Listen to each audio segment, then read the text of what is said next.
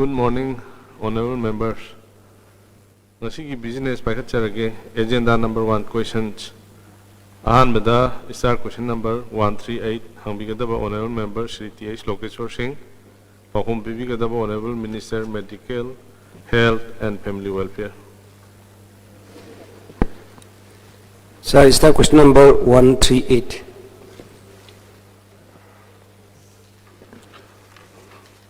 Honorable Speaker, sir, answer to star question number 138. Koda Chummi, Koda Atuba Matamda, Sangana Bataurang Lere. Supplementum Jage. Yamnong Ajare, Sweden to Taze. And the key liber, Turpas Mas, Mama, Yoding Manung the Sigi Anise. Sangabiba. Yagadra Adam Dang Kumiragadi Yarikainu had Animaxi Piri the Levi Yaga Hitarene, Kamuti Chinghong the Levant Oiba. Adon Madutor in Pagan and Kala Hitaredo. Talipas Masman the Louis Lou Lemina to Vivian Adam Kumiraga. Honorable Speaker, sir, Nasigi work agencies,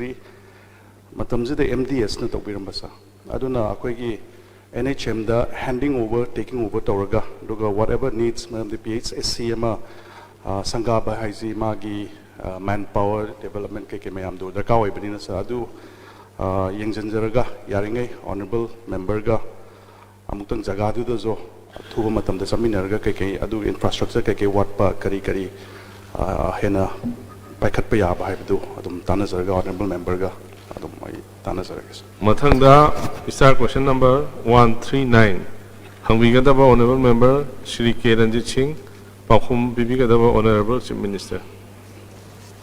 Good morning, honorable Speaker, honorable members. Start question number 139.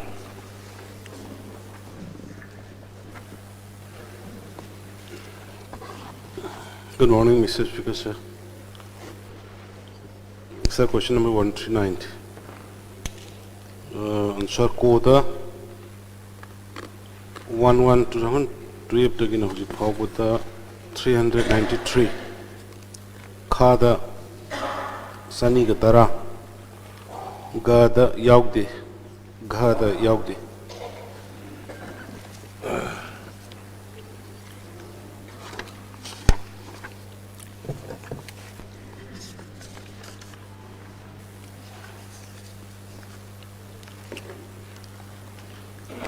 I want the honorable minister na leader na Pakum PB Narang on the York Pasigo Manadaba. So they confuse some later. So anyway, Sir Huziksi, Akwe Yumlo Nariba, Manmarsi, Akwe War Gitaipta, Akwe Chatari,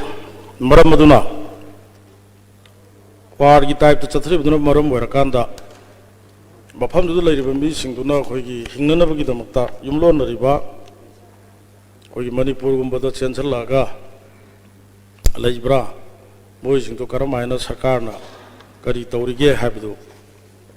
or Natragana Sakarna, Yanks and Davadugidum, like Hidori Brahavinaching, but do cunning Badagi questions in a Pukat supplementary the Laxage.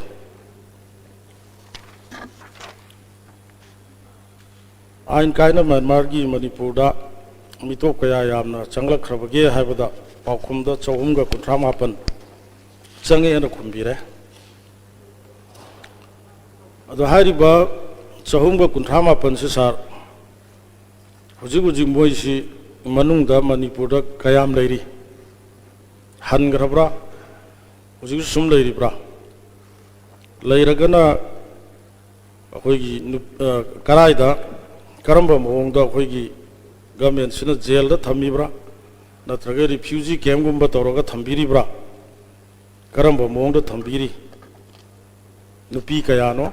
Nupa Kayano, Simakaningisa. Then Mori Ambasung Sosan Pursi Sarakogi, border ka, Myanmar border ka Tainan Leba, Masidan Narwan the Changsal Payabagi, Port Lebanina. Masida Changsal Pasi Ngakthon Nabagi Kari Thidong Nabagi Kari Sarkana Thorang Paikali makha tana kari kari changan rabu thorang tawri bage hai du khangningi sa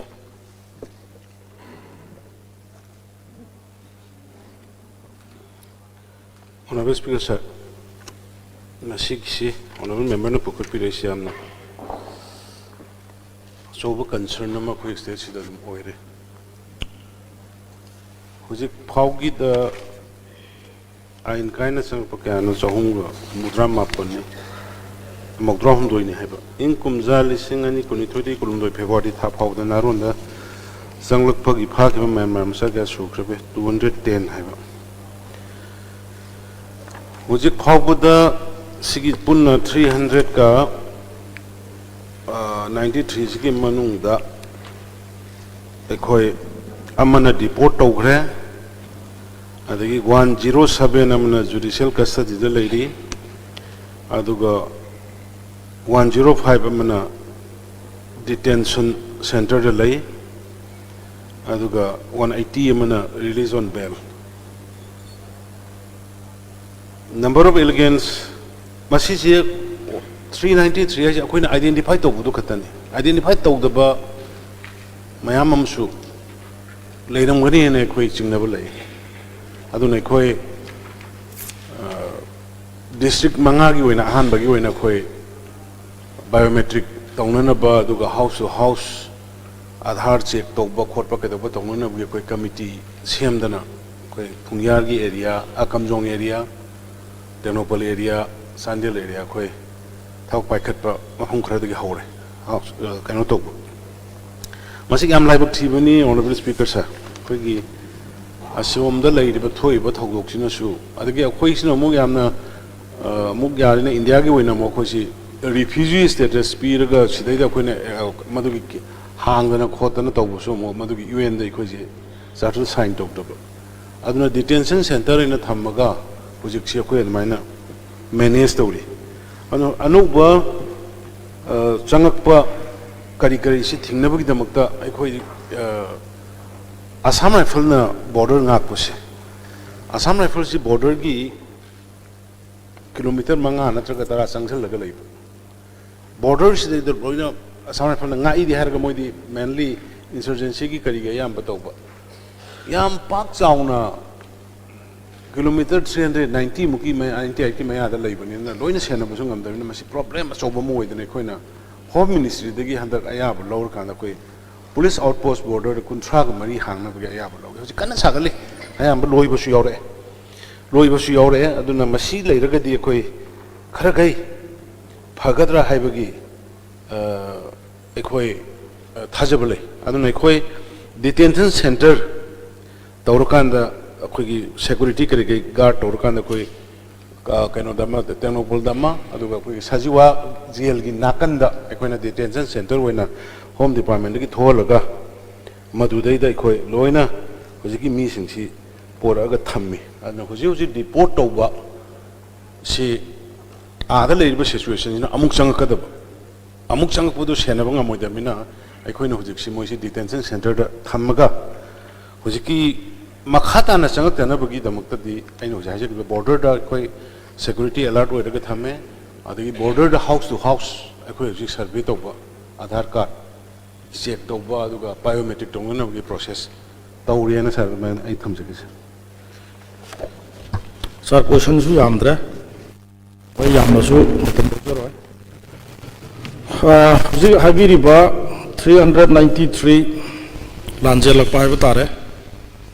The Honorable Leader of the House of Thambiri City Detention Center the Karama, the Judicial Center the Karama, Custody da. Thambi Harisi Hariba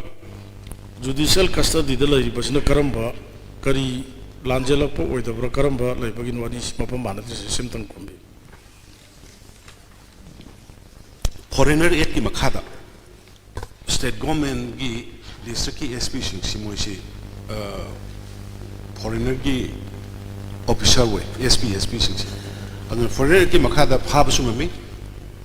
aduga deport to sumami aduna foreigner ki makada pharga thambani khara amana nupi ngang mayam yaroktana adugi detention center na tongana identify dorga thambani anisi kitang khene aduga pharga thambi basina ꯑꯩꯈꯣꯏꯅ ꯃꯔꯛ ꯃꯔꯛꯇ ꯊꯦꯡꯅꯈꯤꯕ ꯏꯂꯤꯒꯦꯂꯤ ꯆꯪꯉꯝꯕ ꯇꯧꯔꯝꯕ ꯌꯥꯎꯕꯁꯤꯡ ꯑꯗꯨꯒ ꯍꯧꯖꯤꯛꯀꯤ ꯗꯤꯇꯦꯟꯁꯟꯗ ꯊꯝꯃꯤꯁꯤꯅ ꯑꯩꯈꯣꯏ group ꯑꯣꯏꯅ ꯂꯥꯛꯄ ꯆꯪꯉꯛꯄ ꯑꯗꯨꯒꯨꯝꯕ ꯇꯧꯕꯗꯒꯤ ꯇꯧꯕꯅꯤ ꯁꯥꯔ ꯃꯊꯪꯗ ꯁ꯭ꯇꯥꯔ ꯀ꯭ꯋꯦꯁꯟ ꯅꯝꯕꯔ 141 ꯍꯪꯕꯤꯒꯗꯕ honourable member Shri K Ranjit Singh ꯄꯥꯎꯈꯨꯝ ꯄꯤꯕꯤꯒꯗꯕ honourable chief minister Sir, start question number 141. Speaker sir, sir, question number 141. Kada Manipur law from hectare listing nipu taruka sangwa gatarani thoida minor irrigation department amsung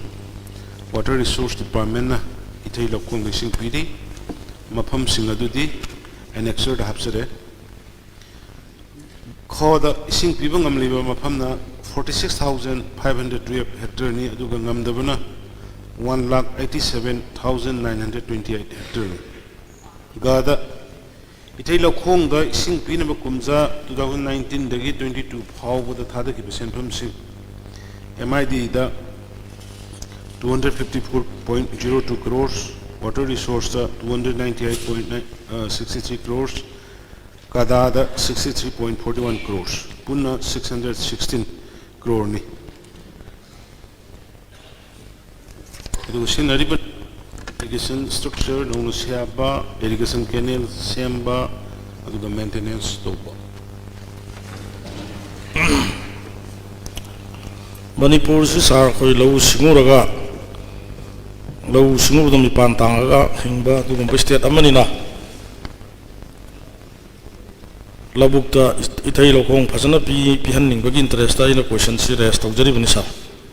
ai supplementary da lak sage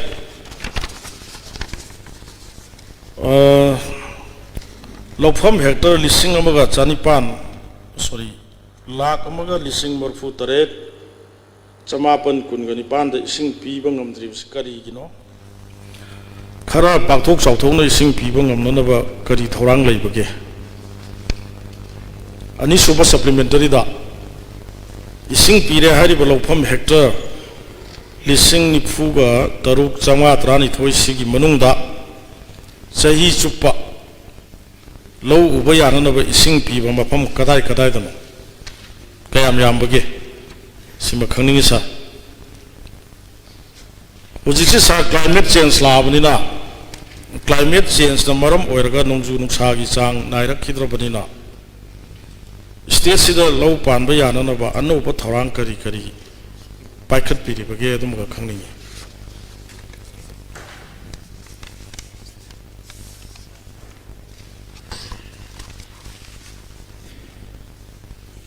Speaker sir, koi kisi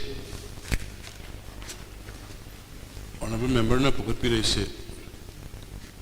mang da loina koi ki house le member punu maksu Manipuri praja mak punu maksu loina unar bang atan ising piba ina pi do si turien dagi ising dam dagi ising pi do ni dam da ising le do ri si sulo turien dagi sela ga le do ri turien si loina kangba climate sakala puno webi kari no webi ko isi ngang mandana ko ai sila nai weni yekna ba so ni lawde ngang ba so ngai rakta ba yore ana ko hujiki honorable member na habi du yam sumi piri ba area si 46,500 trip katani adu ka pi ba ya ba le 1,87,928 ni honorable speaker sir ai honorable member na khangning ibudu ekhoi ising si permanently pinana ba honabada ground water gi extract onana ba ekhoi yam kana honari aduna rain water harvesting loina na ground water dagi tube well torga lokhat ba kuha tawba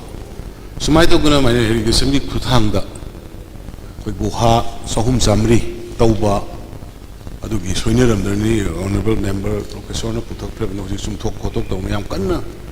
ayam ba madu lo silakadore adagi 260 mo pam na ising putho ga na su khutla kan pam dagi singkhala kan da electric pump pala kan ground dagi ising piba hari mu sugum bo khara si tawri adu sigi mathakta honorable speaker sare koi check dam khara koi sana na ba aidi koi food hills in da se khudam moina har da koi lamsang gi area da koi gi hujik Olympian Park le gi manak da yam phajaba low chimbol le madudai da madugi jaga du da koi identify tore madudai da koi sek dam sana na batori adagi koi kaino gi kangla tongbi gi mathak da leiba koi gi khun adugi jaga le mukhong da gi lakpa jaga da koi sek dam thana ba koi already program da koi hapga sumai to na mapung khara koi identify tore kan da sek dam sana ba kan tore aduga amana koi dam sing do hujik le ba nan mukta su khana bi ba koi gi fazana function to ba confusion create to budagi deliver to bangam da ba ko gi dolai thabi gumba adagi thobal gi da right side main canal adagi khoi gi LLI gi da canal gi khara wat ba hari ba sugumba mayam si honorable speaker sara khoi athobu matam da masi ai honorable minister sungara na han su khoi khana kana concern MLA le using sala karai the post of no palli bishindu clear to rukanda handaki la ibu season sidagi ising piba hona na ba dam singi maru ina canal singi kan hona jari aduna maru ina hosi khra paikal liba ground water dagi sing longna hona ba sek dam khra sana na hona ba du canal LLI gi function torom da engine jing akoi hosi engine ahumak sille ama piba hore adubu piba hobudu kitang drainage canal du tawbu loi debudagi amuk thingba piba khar tawba adun husik sumaina sema kanda handaki season sidagi akoi khar gaidi ground water gi su canal gi su ising khar gaidi piba ngamni aduga ngamna na honari na mai thamje sa honorable chief minister na concern MLA sing tanaraga sing phangna bai pungning munung si hai tare sahi taru phajale nong mata concern to birak ta bai batai adu assembly da na concern to raga hai sidani aina pungning si jari se anyway dum hona biu ka sukai de aina sa roi bada hanjaning se ising si source leitre Manipur na tana koi ge global gi oi bai suni masi sida pesa mayam amadi akoi thadari 2019 dagina 2022 sahi ahum sida MI department na lupa crore 7.06 se thadagre na somai thambire adu ai atai makha ta ba question thamjaroi ge sar aduna hairiba sahi ahum sida thadagriba sanpham sigi area wise the replies the pbire district wise constituency wise particular work wise haibtare aduga amount se season of matamda akoi anova lokong toba dagi maintenance ta kari makan ohum mari da season yana thambire do hairi basing se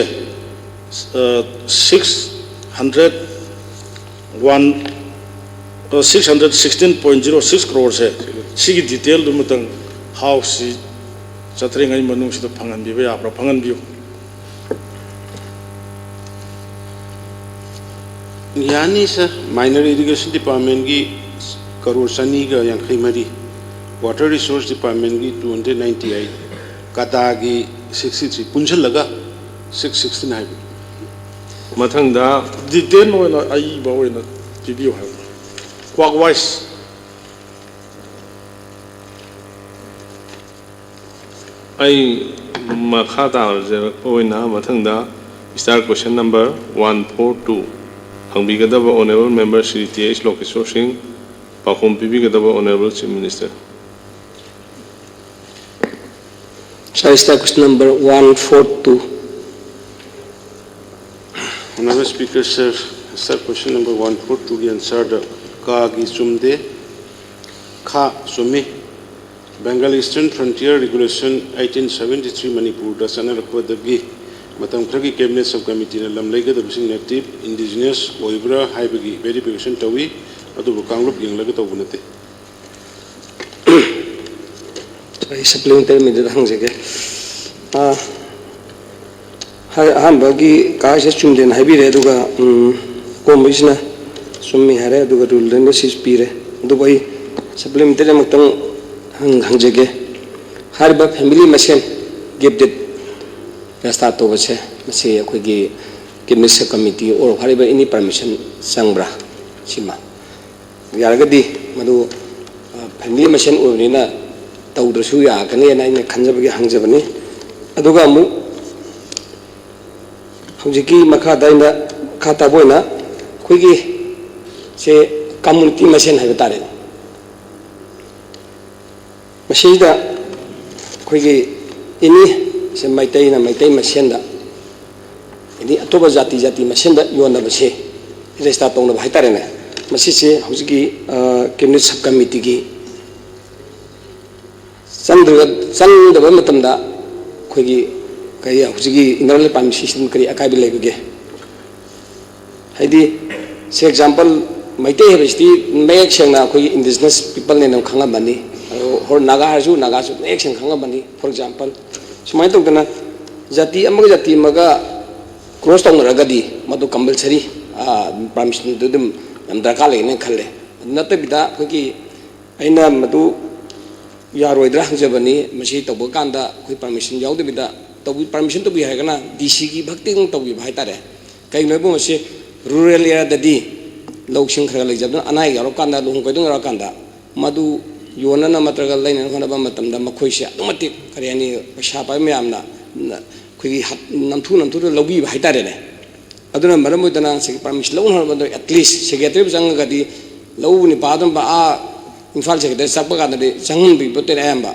aduna maram modana moide am thina problem ne bedigi ai masi pukcha bani do yaragadi hariba community machine indigenous machine je leiba yona bada mamang on bal leader house na su madu shoidana madu ai yeng jage mama house to ju pan bigi bani madu yaragadi karigumba tawde je dcg haidi mi se adhar mek chena lerdom ni di voter list compulsory yaure pan card compulsory yaure adu edi resa to kanda compulsory madu yaudorabani khangdorabani madu indigenous people parjane jim khangdorabani adorgadi only akoina pakache se atuba mito changaga akoibu akoisi lebam dar thabidugi mi pabidagi koide inline pam system se ko sanari bani aduna masije masen to kanda permission se dc baki level to roga secretary level orgadi adung tek sathiba ama thoro padi ai hangjabani aduna honorable leader of house na masigi mamang su to biba na tongna masi to boda kari akaiba khoi frontal khoi inner permission system kari akaiba lege dum thambi. Honorable Speaker sir, land ki issue sidi yam complicated way adu Manipur gumba pisat pikpa tampaki saruk Sami manunga saruk nipan ka boy basi daida amna strict rule lama thamdraga de koi future leiro aduna koina leiri si kanano yoli si kanano na verify to kanda sub committee ILP latinga da leidori si kanano yoli si kanano se ai isan pima atopa jati ama pande am da pala kana mai maming thamaga na atopa mi do leram da sunate example summa mayam je loina yang akanda ekhoi gi leisure ba pochak khara machet khara je kanna ba phone ba da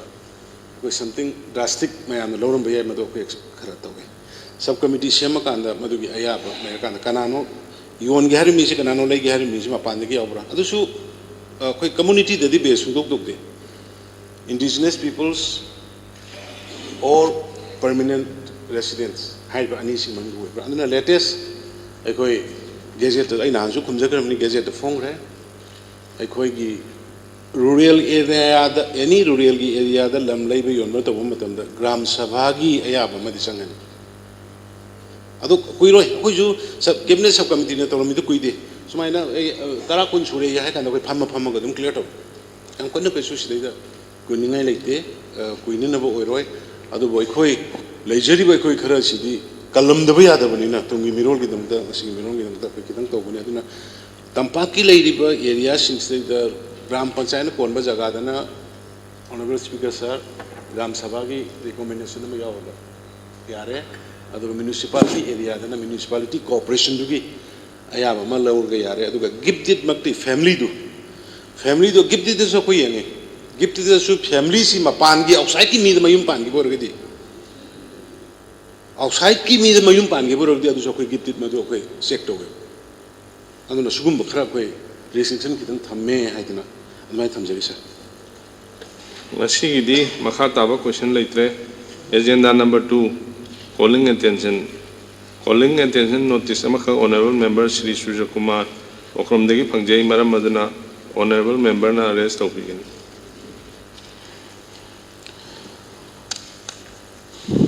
Honorable Speaker, sir,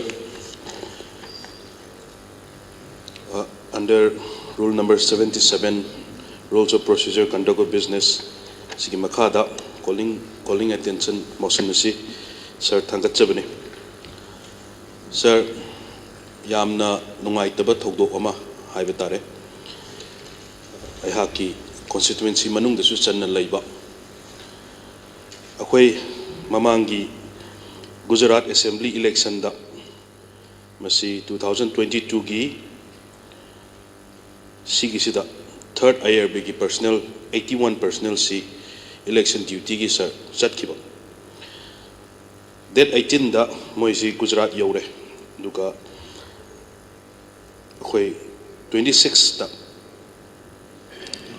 18 dagi chat khraga haiftar 18 dagi chat khraga date 26 11 2022 sida Gujarat yaure moi si shelter amadal lay at Tukta Gosa village haibamna Porban district haibasida Porban district hasil laibani sir da moi masen laiminai ngai da suddenly hoigi rifleman namana open fire torpani magi service rifle AK-47 jina sir aduda kudakta laigidaba rifleman number hoigi 059462 hoi tiam thoiba haina mahakna kudakta laigidre aduga hoigi sigi laiba L Surjit haina lairisina sir ma si yam prolong treatment tora matungda koigi Gujarat ki sidana kwai phai hena maji mabukta palaga magi intestine ji phawraga sakhraga koigi liver ji khar soe aduga maru si projectile si admaina toroga chakhiba sir adamaji amna wana imung si su ya waba imung oiba mana soul bread anar orega leiba ai hujiki hairiba kenu se aduna L Surjit si Gujarat ki akhoi government hospital amada Guru Gobind akhoi ki government hospital sida almost fanang kuin leraga magi intestine me amje lokthuga maje thammaga haigi ngasai kainogi nongmai pan gi bagidi adugi projectile sakhibaduna masi lokthok taba yararoi hena tongana lokthoga thama maje treatment tor lakani adugi matungda mayumda leitana maje jenims ta fanang kuin treatment tore treatment tawra matungda sidi amuk serious oisalae na sir akhoi Guwahati da ngarang hanje chatlaga treatment tawrubda sir maje suddenly magi hanagi injury me amdana sir laigidraba sir aduna sir aina thamjaning badi sir government gi thabak election duty chatpani sawra chupi azu sir uniform ni aduna sigi hairiba ahan bada akhoi L Surjit sir akhoi government na election commission na magi anabagi mateng pangbigani haiduna sir hairam me adu hujik si financial assistance amatta leito mayumdi lam yolaga mayumda miyoni puraga almost 10 to 15 lakhs magi treatment si the sangre sir aduna sir masi government gi honorable CM na masai high griba chap manana laigidabani aduga sigi hairiba akhoi gi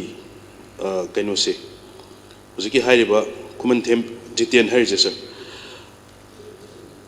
kumanthem jiten se sir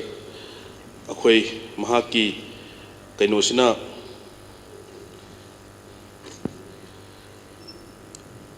government na 15 lakhs akhoi ꯄꯤꯈ꯭ꯔꯦ ꯍꯥꯏꯅ sir ꯍꯥꯏꯕꯤꯔꯤ sir ꯑꯗꯨꯒ ꯃꯍꯥꯛꯀꯤ ꯏꯃꯨꯡ ꯃꯅꯨꯡꯗ ꯑꯩꯈꯣꯏ ꯊꯕꯛ ꯄꯤꯕꯤꯒꯅꯤ ꯅꯠꯇ꯭ꯔꯒꯅ ꯒꯣꯔꯃꯦꯟꯒꯤ ꯗ꯭ꯌꯨꯇꯤ ꯆꯠꯄꯗ ꯂꯩꯈꯤꯗꯕꯅꯤꯅ ꯅꯠꯇ꯭ꯔꯒꯅ ꯑꯩꯈꯣꯏ ꯃꯍꯥꯛꯅ ꯐꯪꯉꯝꯕ ꯇꯣꯂꯣꯞꯇꯨ ꯃꯍꯥꯛꯀꯤ ꯏꯃꯨꯡꯗ ꯑꯗꯨꯝ ꯐꯪꯕ ꯃꯍꯥꯛꯀꯤ ꯕꯦꯅꯤꯐꯤꯠ ꯃꯌꯥꯝꯗꯨ ꯑꯗꯨꯝ ꯐꯪꯕ ꯍꯥꯏꯗꯨꯅ ꯑꯗꯨꯃꯥꯏꯅ ꯁꯤꯟꯕꯤꯒꯅꯤ ꯍꯥꯏꯅ ꯁꯔ ꯄꯨꯂꯤꯁ ꯗꯤꯄꯥꯔꯠꯃꯦꯟꯅ ꯁꯔ ꯇꯧꯔꯒ ꯂꯥꯛꯄꯤꯕꯅꯤ ꯑꯗꯨ ꯍꯧꯖꯤꯛ ꯐꯥꯎꯗꯤ ꯃꯥꯒꯤ ꯄ꯭ꯔꯣꯁꯦꯁꯇꯨ ꯍꯧꯖꯤꯛꯐꯥꯎ ꯇꯧꯕꯤꯗꯅ ꯂꯩꯕ ꯑꯗꯨꯒ ꯍꯧꯖꯤꯛꯀꯤ ꯉꯔꯥꯡ ꯂꯩꯈꯤꯗ꯭ꯔꯤꯕ ꯁꯔ ꯑꯦꯜ ꯁꯨꯔꯖꯤꯠꯀꯤꯁꯤꯁꯨ ꯁꯔ ꯆꯞ ꯃꯥꯟꯅꯅ ꯒꯣꯚꯔꯟꯃꯦꯟꯠꯒꯤ ꯀꯔꯤ ꯄꯣꯂꯤꯁꯤ ꯄ꯭रोग्राम ꯂꯩꯕꯤꯕꯒꯦ ꯃꯁꯤ ꯀꯔꯝꯕ ꯀꯥꯟꯗ ꯃꯁꯤ ꯒꯣꯚꯔꯟꯃꯦꯟꯠꯒꯤ ꯐꯥꯏꯅꯥꯟꯁꯤꯌꯦꯜ ꯑꯣꯏꯔꯣ ꯅꯠꯇ꯭ꯔꯒꯅ ꯃꯍꯥꯛꯀꯤ ꯏꯃꯨꯡ ꯃꯅꯨꯡꯗ ꯊꯕꯛ ꯄꯤꯕꯤꯕ ꯑꯣꯏꯔꯣ ꯃꯁꯤ ꯀꯔꯝꯕ ꯀꯥꯟꯗ ꯒꯣꯚꯔꯟꯃꯦꯟꯠꯒꯤ ꯄꯥꯟꯗꯝ ꯂꯩꯕꯤꯕꯒꯦ ꯃꯗꯨ ꯑꯣꯅꯔꯦꯕꯜ ꯂꯤꯗꯔ ꯑꯣꯐ ꯗ ꯍꯥꯎꯁꯅ ꯍꯣꯝꯒꯤ ꯐꯝꯖꯨ ꯕꯤꯚꯥꯒꯁꯨ ꯄꯨꯕꯤꯔꯤꯕꯅꯤꯅ ꯃꯗꯨꯝꯇꯪ ꯊꯝꯕꯤꯕ ꯌꯥꯒꯗ꯭ꯔꯥ ꯍꯥꯏꯅ ꯁꯔ ꯃꯌꯥꯝꯒꯤ ꯌꯥꯝꯅ ꯅꯨꯡꯉꯥꯏꯇꯕ ꯀꯟꯁꯔꯟ ꯍꯥꯏꯕ ꯇꯥꯔꯦ ꯑꯅꯤꯃꯛ ꯑꯩꯍꯥꯛꯀꯤ ꯅꯨꯡꯉꯥꯏꯇꯕ ꯊꯧꯗꯣꯛ ꯑꯁꯤ ꯑꯅꯤꯃꯛ ꯑꯩꯍꯥꯛꯀꯤ ꯀꯣꯟꯁꯇꯤꯇꯨꯋꯦꯟꯁꯤꯗꯩꯁꯨ ꯑꯣꯏꯕ ꯑꯗꯨ ꯃꯅꯤꯄꯨꯔꯒꯤ ꯄꯨꯂꯤꯁ ꯃꯅꯤꯄꯨꯔꯒꯤ ꯂꯩꯔꯤꯕ ꯃꯄꯥꯟꯗ ꯗ꯭ꯌꯨꯇꯤ ꯆꯠꯂꯤꯕ ꯗ꯭ꯌꯨꯇꯤ ꯇꯧꯔꯤꯕ ꯃꯌꯥꯝꯁꯤꯡꯁꯤꯒꯤ ꯀꯩꯅꯣꯒꯤ ꯃꯈꯣꯏꯗꯁꯨ ꯅꯨꯡꯅꯥꯡꯕ ꯂꯩꯇꯅꯕ ꯑꯁꯤꯒꯨꯝꯕ ꯊꯣꯛꯄ ꯃꯇꯝꯗ ꯒꯣꯔꯃꯦꯟꯠꯅ ꯏꯃꯤꯗꯤꯌꯦꯠꯂꯤ ꯃꯇꯦꯡ ꯇꯧꯕꯤ ꯍꯥꯏꯕꯗꯨꯒꯤ ꯁꯔ ꯃꯁꯤ ꯒꯣꯔꯃꯦꯟꯠꯒꯤ ꯁ꯭ꯇꯦꯟ ꯀꯔꯤ ꯂꯩꯕꯤꯕꯒꯦ ꯍꯥꯏꯕꯗꯨꯃꯇꯪ ꯁꯔ ꯊꯝꯕꯤꯕ ꯌꯥꯒꯗ꯭ꯔꯥ sir thank you Honorable Chief Minister, statement tamigin. Honorable Speaker, sir. Honorable Member na ukat piray ba calling attention si yam nungai taba thawdong ni koi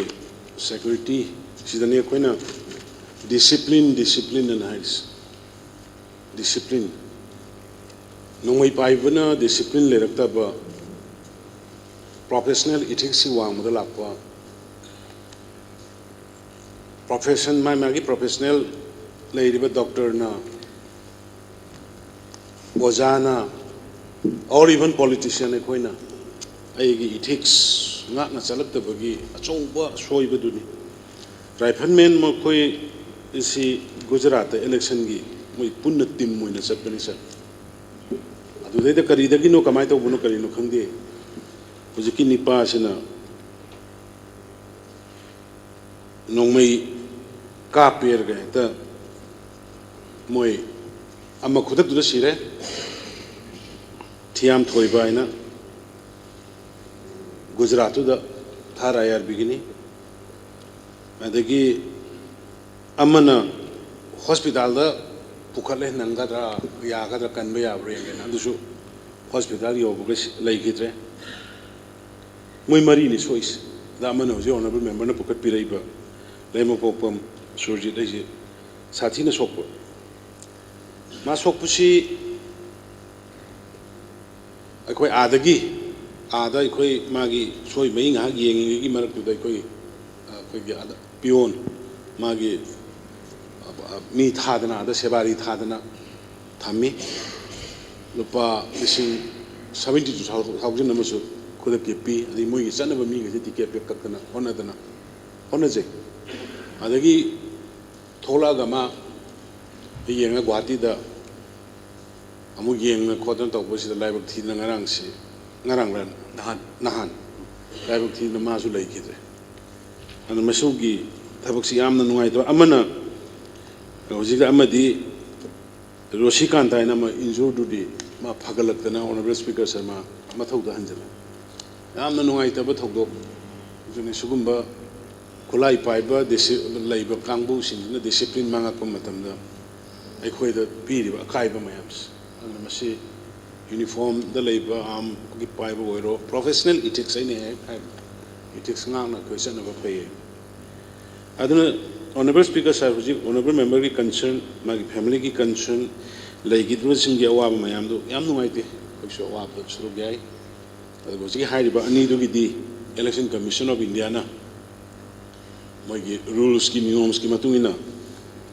lak trama laigi da budu gi pirakre adu gi soi basi akhoi ma sigani hai badi thaja da aduna ma si akhoi gi disable wena ga laigadra hai ba khotpu gi kaino do da mogi rules da election commission gi India gi da lairisi in the case of payment a permanent disability like loss of limb, eye, sight, etc. Maximum ex gratia payment 7.5 lakhs ne adu so ga leibedu da adugi mumbai process ama tawge to final ta dri da laiba thibada gi ngarang si lei gitre adu no je nga sai da su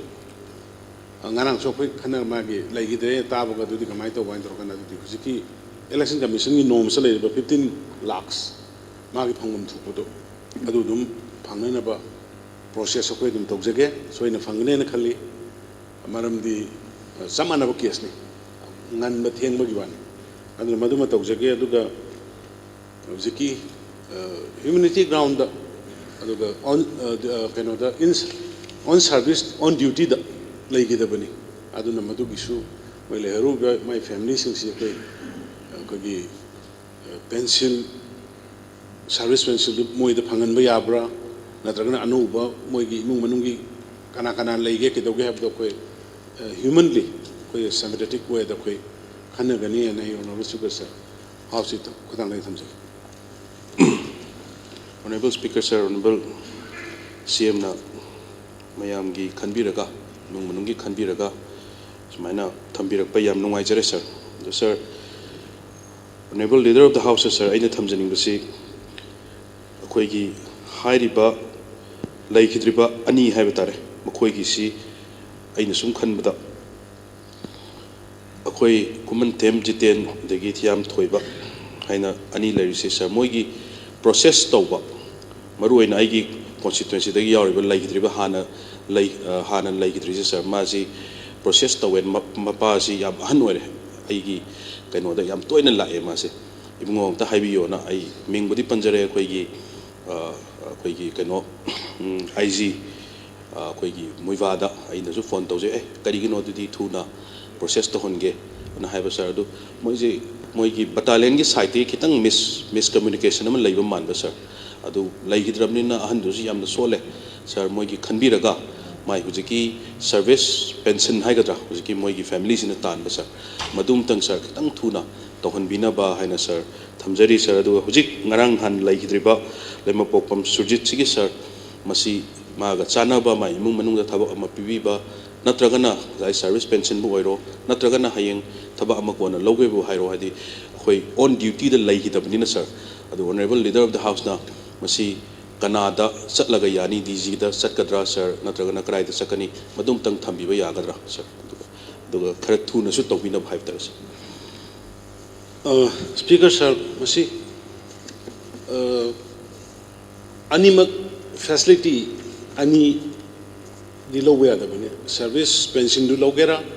or either government ki service me logera hai badu family na decide to biraga ahan bagi engon da dum honorable member na toga engon da dum approach to biro adu makha ta ga da badu DG dai instruction to roga process to thon na badu hona jage na House da kari gumamata lauthok chege Honorable Member Sri L Dikho na ngasi February 24 2023 asi suti ni bilai House na lip PB with the Yabirabra.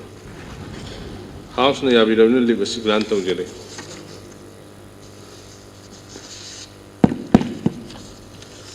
A house in Sessanina Kriginahan gi talk about Hogo to Galoina na Asiki Sogzang village gida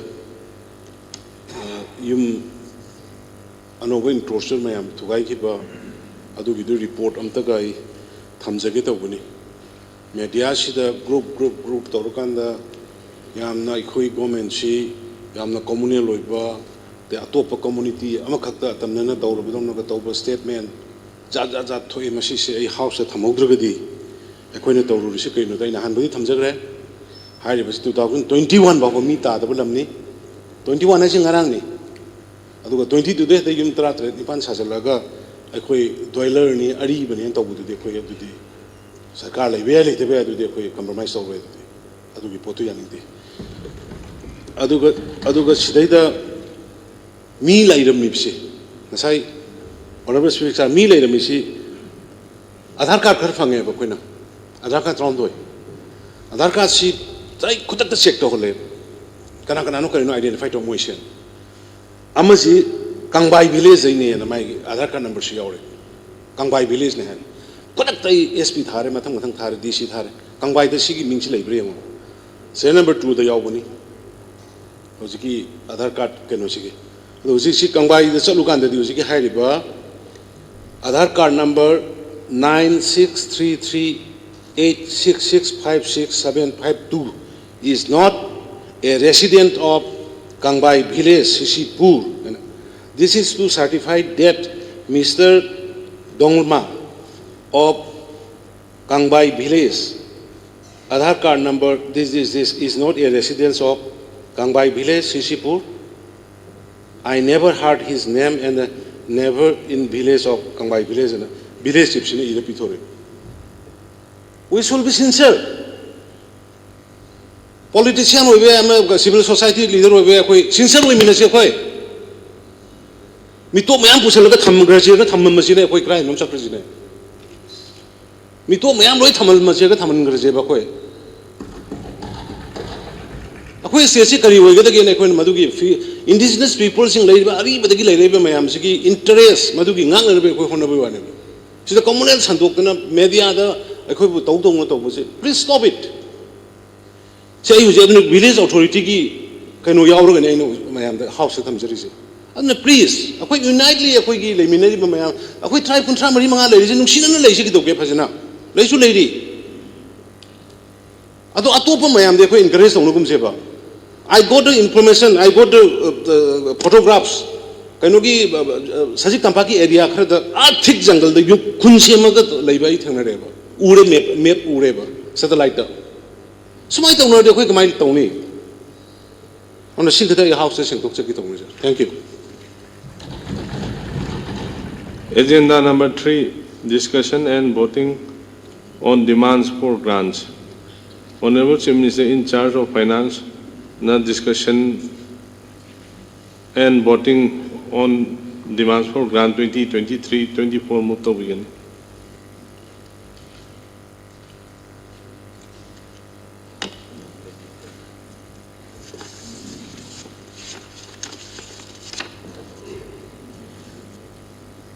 Honorable Speaker, sir, I beg to move that the following demands be taken into consideration. Demand number 9, information and publicity. Demand number 13, labor and employment. Demand number 14, Department of Tribal Affairs and Hills Development. Demand number 23, power. Demand number 27, election. Demand number 46, science and technology. Demand number 50, information technology. High river demand sing manungda demand number 9, 13 and 23 da honorable members sing Shri K. Ranjit Singha,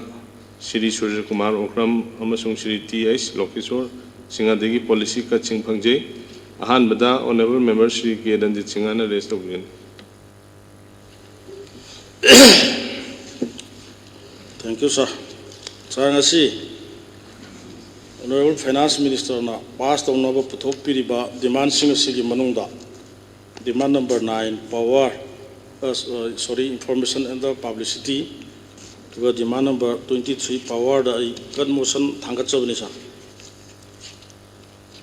Tay the D I Tangatsadre Sarnamatam Krapi Vagi from Dr. Loina Sar I Ahambada information and the publicity the Laksakesa. Sir Huziki Matamda information and the publicity have a see. Aduki matik yamna maru oiba department ama oire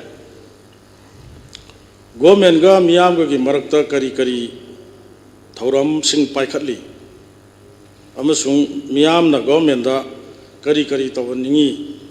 ga haibase department sina thong oina saraga sarmasigi lairibani maram maduna sar democracy chatpa state lepak sidadi sar hairiba department se amna maru oiba loidana majority part ama oihandaba yade adu onthok aningbagi wakhalon duni aina motion se move tawjari sa department sina kari kari thodang lauri bagi haiba taraga disa government na paikhaliba tongan ba okoi thabak thoram sing adi pau natraga information khudingmak koi miyam da pambai ama natraga ama season naraga ꯂꯩꯔꯤꯕ ꯑꯩꯈꯣꯏꯒꯤ ꯇꯣꯉꯥꯟ ꯇꯣꯉꯥꯟꯕ ꯃꯦꯗꯤꯌꯥꯒꯤ ꯊꯣꯡꯗ ꯃꯌꯥꯝꯁꯤꯗ ꯊꯥꯔꯒ ꯃꯤꯌꯥꯝꯗ ꯌꯧꯍꯟꯕꯗꯨꯅꯤ ꯑꯗꯨꯒ ꯁꯥꯔ ꯑꯃꯔꯣꯝꯗ ꯑꯃꯨꯛ ꯃꯤꯌꯥꯝꯁꯤꯡꯁꯤꯅ ꯃꯦꯗꯤꯌꯥꯒꯤ ꯈꯨꯠꯊꯥꯡꯗ ꯁꯔꯀꯥꯔꯁꯤꯗ ꯇꯧꯍꯟꯅꯤꯡꯕ ꯗꯔꯀꯥꯔ ꯂꯩꯕꯁꯤꯡ ꯑꯗꯨ ꯃꯦꯗꯤꯌꯥꯗ ꯃꯗꯨ ꯍꯥꯞꯄꯛꯄ ꯃꯇꯝꯗ ꯃꯗꯨ DIPRꯅ ꯑꯃꯨꯛ ꯅꯣꯠ ꯇꯧꯁꯜꯂꯒ ꯃꯗꯨꯒꯤ ꯑꯣꯐꯤꯁꯥꯔꯁꯤꯡꯗ ꯑꯗꯨꯒ ꯃꯔꯤ ꯂꯩꯅꯕ ꯑꯗꯨꯒꯨꯝꯕ ꯃꯤꯑꯣꯏꯁꯤꯡꯗ ꯌꯧꯍꯟꯕꯒꯤ ꯊꯧꯗꯥꯡꯁꯤꯁꯨ DIPRꯅ ꯂꯧꯒꯗꯕꯅꯤ ꯁꯥꯔ ꯈꯨꯗꯝ ꯑꯣꯏꯅ ꯍꯥꯏꯔꯕꯗ ꯑꯩꯈꯣꯏ ꯂꯩꯀꯥꯏ ꯑꯃꯗ ꯁꯤ ꯀꯔꯤꯒꯨꯝꯕ ꯂꯩꯅꯥ ꯑꯃ ꯂꯥꯛꯇꯅ ꯁꯥ ꯁꯟ ꯃꯌꯥꯝ ꯑꯃ ꯁꯤꯔꯦ ꯑꯣꯔ ꯅꯠꯇ꯭ꯔꯒ ꯀꯔꯤꯒꯨꯝꯕ ꯑꯃ ꯂꯥꯛꯑꯗꯤ ꯏꯁꯤꯡ ꯃꯥꯏꯁꯤꯡ ꯐꯪꯗ꯭ꯔꯦ ꯅꯠꯇ꯭ꯔꯒ ꯏꯁꯤꯡ ꯏꯆꯥꯎ ꯊꯣꯛꯑꯦ ꯍꯥꯏꯕꯅꯆꯤꯡꯕ ꯃꯁꯤ ꯕꯦꯁ ꯇꯧꯔꯛꯄ ꯃꯇꯝꯗ ꯁꯥꯔ ꯑꯩꯈꯣꯏꯒꯤ ꯄ꯭ꯔꯦꯁꯇ ꯌꯥꯎꯔꯛꯏꯕ ꯑꯗꯨꯒꯨꯝꯕ ꯔꯤꯄꯣꯔꯠꯇꯣ DIPRꯅ ꯀꯛꯑꯒ ꯃꯔꯤ ꯂꯩꯅꯕ ꯃꯤꯅꯤꯁꯇꯔ ꯃꯗꯨꯗ ꯍꯛꯊꯦꯡꯅꯅ ꯄꯤꯔꯀꯥꯟꯗ ꯑꯣꯔ ꯀꯟꯁꯔꯟ ꯑꯣꯐꯤꯁꯥꯔꯁꯤꯡꯗ ꯄꯤꯔꯀꯥꯟꯗ ꯈꯨꯗꯛꯇ ꯃꯗꯨ ꯔꯁ ꯇꯧꯁꯜꯂꯒ ꯇꯧꯅꯕꯁꯤ ꯑꯗꯨꯝ ꯍꯥꯟꯅꯗꯒꯤ ꯆꯠꯅꯔꯒ ꯂꯥꯛꯄ ꯑꯗꯨꯃꯥꯏꯅ ꯊꯧꯗꯥꯡ ꯂꯧꯕ ꯗꯤꯄꯥꯔꯠꯃꯦꯟ ꯑꯃꯅꯤ ꯍꯥꯏꯕ ꯇꯥꯔꯦ ꯁꯥꯔ ꯑꯗꯨꯕꯨ ꯁꯥꯔ ꯍꯧꯖꯤꯛꯇꯤ ꯑꯩꯈꯣꯏꯒꯤ ꯀꯔꯤ ꯍꯥꯏꯅꯤ ꯄꯥꯎ ꯆꯦ ꯍꯥꯏꯕꯁꯤ ꯌꯥꯝꯅ ꯃꯔꯨ ꯑꯣꯏꯕ ꯐꯥꯎꯗꯣꯛ ꯐꯥꯎꯖꯤꯟꯒꯤ ꯏꯟꯐꯣꯔꯃꯦꯁꯟ ꯑꯃ ꯑꯣꯏꯔꯝꯕꯗꯣ ꯍꯧꯖꯤꯛꯇꯤ ꯏꯂꯦꯛꯇ꯭ꯔꯣꯅꯤꯛ ꯑꯃꯁꯨꯡ ꯄ꯭ꯔꯤꯟ ꯃꯦꯗꯤꯌꯥꯒꯤ ꯏ ꯄꯥꯎ ꯃꯌꯥꯝ ꯑꯃ ꯁꯟꯗꯣꯔꯛꯄꯅꯤꯅ ꯑꯩꯈꯣꯏꯒꯤ ꯈꯔ ꯃꯔꯥꯏ ꯆꯥꯏꯊꯔꯛꯄꯗ ꯍꯥꯏꯕ ꯇꯥꯔꯦ ꯌꯨꯇ꯭ꯌꯨꯕꯀꯤ ꯈꯨꯠꯊꯥꯡꯗ ꯏ ꯄꯥꯎ ꯁꯟꯗꯣꯛꯄꯒꯤ ꯑꯌꯥꯕ ꯄꯤꯔꯒꯁꯨ ꯁꯥꯔ ꯁꯟꯗꯣꯛꯂꯤꯕ ꯄꯥꯎꯁꯤꯡꯗꯣ ꯀꯔꯥꯏ ꯐꯥꯎꯕ ꯆꯨꯝꯃꯤꯒꯦ ꯄꯥꯎꯗꯨ ꯀꯔꯝꯕ ꯃꯥꯏꯌꯣꯟꯗ ꯄꯨꯔꯒ ꯆꯠꯂꯤꯒꯦ ꯍꯥꯏꯕꯅꯆꯤꯡꯕꯁꯦ ꯌꯥꯝꯅ ꯀꯨꯞꯅ ꯌꯦꯡꯁꯤꯟꯗꯕ ꯌꯥꯗꯕꯒꯤ ꯇꯥꯟꯖꯥꯗꯨ ꯌꯧꯔꯛꯑꯦ ꯍꯧꯖꯤꯛꯇꯤ ꯁꯥꯔ ꯃꯥꯂꯦꯝꯒꯤ ꯑꯣꯏꯅ ꯄ꯭ꯔꯤꯟ ꯃꯦꯗꯤꯌꯥꯁꯤꯡꯁꯤ ꯑꯩꯈꯣꯏꯒꯤ ꯁꯤꯙꯔꯛꯄꯗꯧꯅ ꯇꯧꯔꯦ ꯃꯅꯤꯄꯨꯔꯗꯁꯨ ꯁꯣꯁꯤꯌꯦꯜ ꯃꯦꯗꯤꯌꯥꯒꯤ ꯃꯄꯥꯡꯒꯜ ꯀꯟꯈꯠꯂꯛꯄꯅꯤꯅ ꯄ꯭ꯔꯤꯟ ꯃꯦꯗꯤꯌꯥꯒꯤ ꯄꯥꯡꯒꯜꯁꯤ ꯇꯞꯅ ꯇꯞꯅ ꯑꯩꯈꯣꯏ ꯃꯔꯥꯏ ꯆꯥꯊꯔꯛꯏ ꯑꯗꯨꯕꯨ ꯁꯥꯔ ꯄ꯭ꯔꯤꯟ ꯃꯦꯗꯤꯌꯥꯒꯤ ꯌꯥꯝꯅ ꯇꯉꯥꯏ ꯐꯗꯅ ꯍꯤꯡꯍꯟꯗꯕ ꯌꯥꯗꯕꯁꯤ ꯀꯔꯤꯒꯨꯝꯕ ꯑꯣꯐꯤꯁꯤꯌꯦꯜꯒꯤ ꯑꯣꯏꯕ ꯄꯥꯎ ꯑꯃ ꯂꯧꯒꯦ ꯅꯠꯇ꯭ꯔꯒ ꯀꯔꯤꯒꯨꯝꯕ ꯔꯦꯀꯣꯔꯠ ꯑꯃ ꯌꯦꯡꯒꯦ ꯍꯥꯏꯕ ꯃꯇꯝꯗ ꯍꯥꯏꯔꯤꯕ ꯄꯥꯎ ꯆꯦ ꯑꯁꯤꯗꯒꯤ ꯁꯣꯔꯁꯁꯤ ꯂꯧꯕꯁꯤ ꯗꯔꯀꯥꯔ ꯑꯣꯏ ꯑꯗꯨꯅ ꯑꯩꯅ ꯑꯣꯅꯔꯦꯕꯜ ꯃꯤꯅꯤꯁꯇꯔꯗ ꯁꯥꯔꯒꯤ ꯊ꯭ꯔꯨꯗ ꯊꯝꯖꯅꯤꯡꯉꯤꯁꯦ ꯇꯉꯥꯏ ꯐꯗꯅ ꯍꯥꯏꯔꯤꯕ DIPR ꯑꯗꯒꯤ ꯁꯣꯁꯤꯌꯦꯜ ꯃꯦꯗꯤꯌꯥꯁꯦ ꯍꯤꯡꯍꯟꯗꯕ ꯌꯥꯗꯦ ꯃꯗꯨ ꯍꯤꯡꯍꯟꯅꯅꯕꯒꯤꯗꯃꯛꯇ ꯑꯩꯈꯣꯏ ꯁꯔꯀꯥꯔꯅ ꯀꯔꯤ ꯀꯔꯤ ꯄꯣꯂꯤꯁꯤ ꯄꯥꯏꯈꯠꯄꯤꯔꯤ ꯀꯔꯤ ꯀꯔꯤ ꯄ꯭ꯂꯥꯟ ꯇꯧꯕꯤꯔꯤꯒꯦ ꯍꯥꯏꯕꯁꯤꯃ ꯁꯥꯔ ꯑꯩ ꯈꯪꯅꯤꯡꯉꯤ ꯑꯗꯨꯒ ꯑꯩꯅ ꯈꯪꯖꯕ ꯈꯔꯗ ꯍꯥꯏꯔꯒꯗꯤ ꯑꯩꯈꯣꯏ ꯑꯦꯗꯚꯔꯇꯥꯏꯖꯀꯤ ꯄꯣꯂꯤꯁꯤꯒꯨꯝꯕ ꯁꯔꯀꯥꯔꯒꯤ ꯁꯦꯝꯍꯟꯅꯤꯡꯉꯤ ꯁꯔꯀꯥꯔꯒꯤ ꯑꯦꯗꯚꯔꯇꯥꯏꯖ ꯄꯣꯂꯤꯁꯤꯒꯤ ꯃꯈꯥꯗ ꯑꯩꯈꯣꯏꯒꯤ ꯁꯔꯀꯥꯔꯅ ꯇꯧꯔꯤꯕ ꯊꯕꯛ ꯈꯨꯗꯤꯡꯃꯛꯁꯦ ꯃꯇꯝ ꯃꯇꯝꯒꯤ ꯃꯦꯗꯤꯌꯥꯒꯤ ꯈꯨꯠꯊꯥꯡꯗ ꯑꯦꯗꯚꯔꯇꯥꯏꯖ ꯇꯧꯕꯤꯔꯒ ꯃꯗꯨꯒꯤ ꯑꯦꯗꯚꯔꯇꯥꯏꯖꯇꯨꯅ ꯑꯃꯨꯛ ꯄ꯭ꯔꯖꯥꯁꯤꯡꯅ ꯁꯔꯀꯥꯔꯅ ꯁꯤ ꯇꯧꯔꯤꯒ ꯍꯥꯏꯕꯁꯤ ꯈꯪꯉꯕ ꯃꯇꯨꯡꯗ ꯑꯩꯈꯣꯏꯒꯤ ꯁꯔꯀꯥꯔꯅ ꯄꯤꯔꯤꯕ ꯑꯦꯗꯚꯔꯇꯥꯏꯖꯀꯤ ꯄꯩꯁꯥ ꯈꯔꯗꯨꯅꯁꯨ ꯃꯣꯏꯒꯤ ꯃꯦꯗꯤꯌꯥꯁꯤꯡꯁꯤ ꯍꯤꯡꯖꯕ ꯌꯥꯕꯒꯤ ꯈꯨꯗꯣꯡꯆꯥꯕꯗꯣ ꯃꯗꯨꯒꯤ ꯑꯩ ꯐꯪꯍꯟꯅꯤꯡꯉꯤ ꯍꯥꯏꯗꯅ ꯑꯩ ꯁꯤꯃ ꯁꯥꯔ ꯃꯦꯗꯤꯌꯥꯁꯦ ꯃꯦꯖꯣꯔ ꯗꯤꯄꯥꯔꯠꯃꯦꯟ ꯑꯣꯟꯊꯣꯛꯅꯅꯕ ꯇꯧꯁꯤ ꯍꯥꯏꯕ ꯋꯥꯐꯝꯁꯤꯃ ꯑꯩ ꯊꯝꯖꯒꯦ ꯁꯥꯔ ꯑꯗꯨꯒ ꯁꯥꯔ ꯑꯩꯈꯣꯏꯒꯤ ꯖꯔꯅꯦꯂꯤꯁꯁꯤꯡꯁꯤꯒꯤ ꯀꯣꯔꯁꯁꯤ ꯑꯩꯈꯣꯏ ꯆꯍꯤ 2-3ꯒꯤ ꯃꯃꯥꯡꯗꯗꯤ DIPRꯅ ꯇꯧꯔꯒ ꯑꯩꯈꯣꯏ ꯄꯤꯔꯝꯕꯗꯧꯅ ꯑꯩ ꯊꯦꯡꯅꯈꯤ ꯑꯗꯨ ꯍꯧꯖꯤꯛꯇꯤ ꯁꯥꯔ ꯑꯩꯈꯣꯏ ꯀꯔꯤ ꯍꯥꯏꯒꯅꯤ ꯑꯅꯧ ꯑꯅꯧꯕ ꯃꯌꯥꯝ ꯑꯃ ꯂꯥꯛꯑꯕꯅꯤꯅ ꯑꯅꯧ ꯑꯅꯧꯕ ꯋꯥꯈꯜꯂꯣꯟꯁꯤ ꯑꯩꯈꯣꯏ ꯐꯅꯌꯥꯝꯅ ꯂꯤꯕ ꯁꯦꯅꯤꯌꯔ ꯁꯣꯁꯤꯌꯦꯜ ꯃꯦꯗꯤꯌꯥ ꯑꯣꯏꯖꯕ ꯇꯥꯔꯒꯁꯨ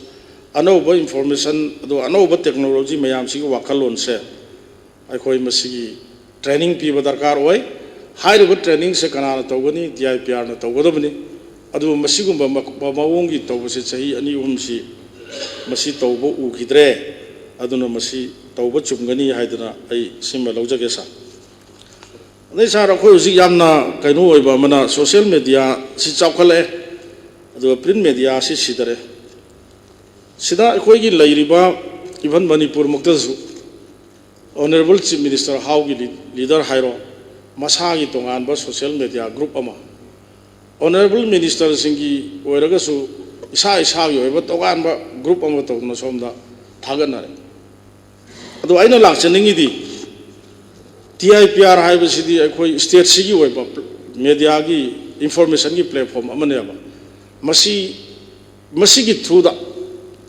Honorable Chief Minister gibu orabasu, Honorable Minister singibu orabasu, Officer singibu orabasu, isa na tawbiri ba paikali ba achievement tawri ba thabak thorom mayam se state ki oina leijari ba DIPR gi sigi kuthang da masigi platform sida chala lagadi DIPR gi adugumba khudong saba chauba amasung print media singi su achauba khudong saba oigani haidana aisi maten tanga thamjage sa paumi sing si sar koi yam phajana lairiba BJP sarkar sina koi gi facility mayam ama piba khotpa matam gi koi tajagre adu sar paumi sing da hojik phangiba pension gi paisa si Sing Nipan Katani Aduga Hoigi Kari Haitare, family pension, or in the Subnagi Lupalising Manga Katanisa. The high river Paisasina di Uziki Tang, if a port Matang Kutang, Sida, Lissing Manga Kari Taurun. Aduna Aina Basi Matang Sidayam Sang the Vida, a Hoigi BJP, Langang the pipe, Matamda, Wasaki Bahabatai,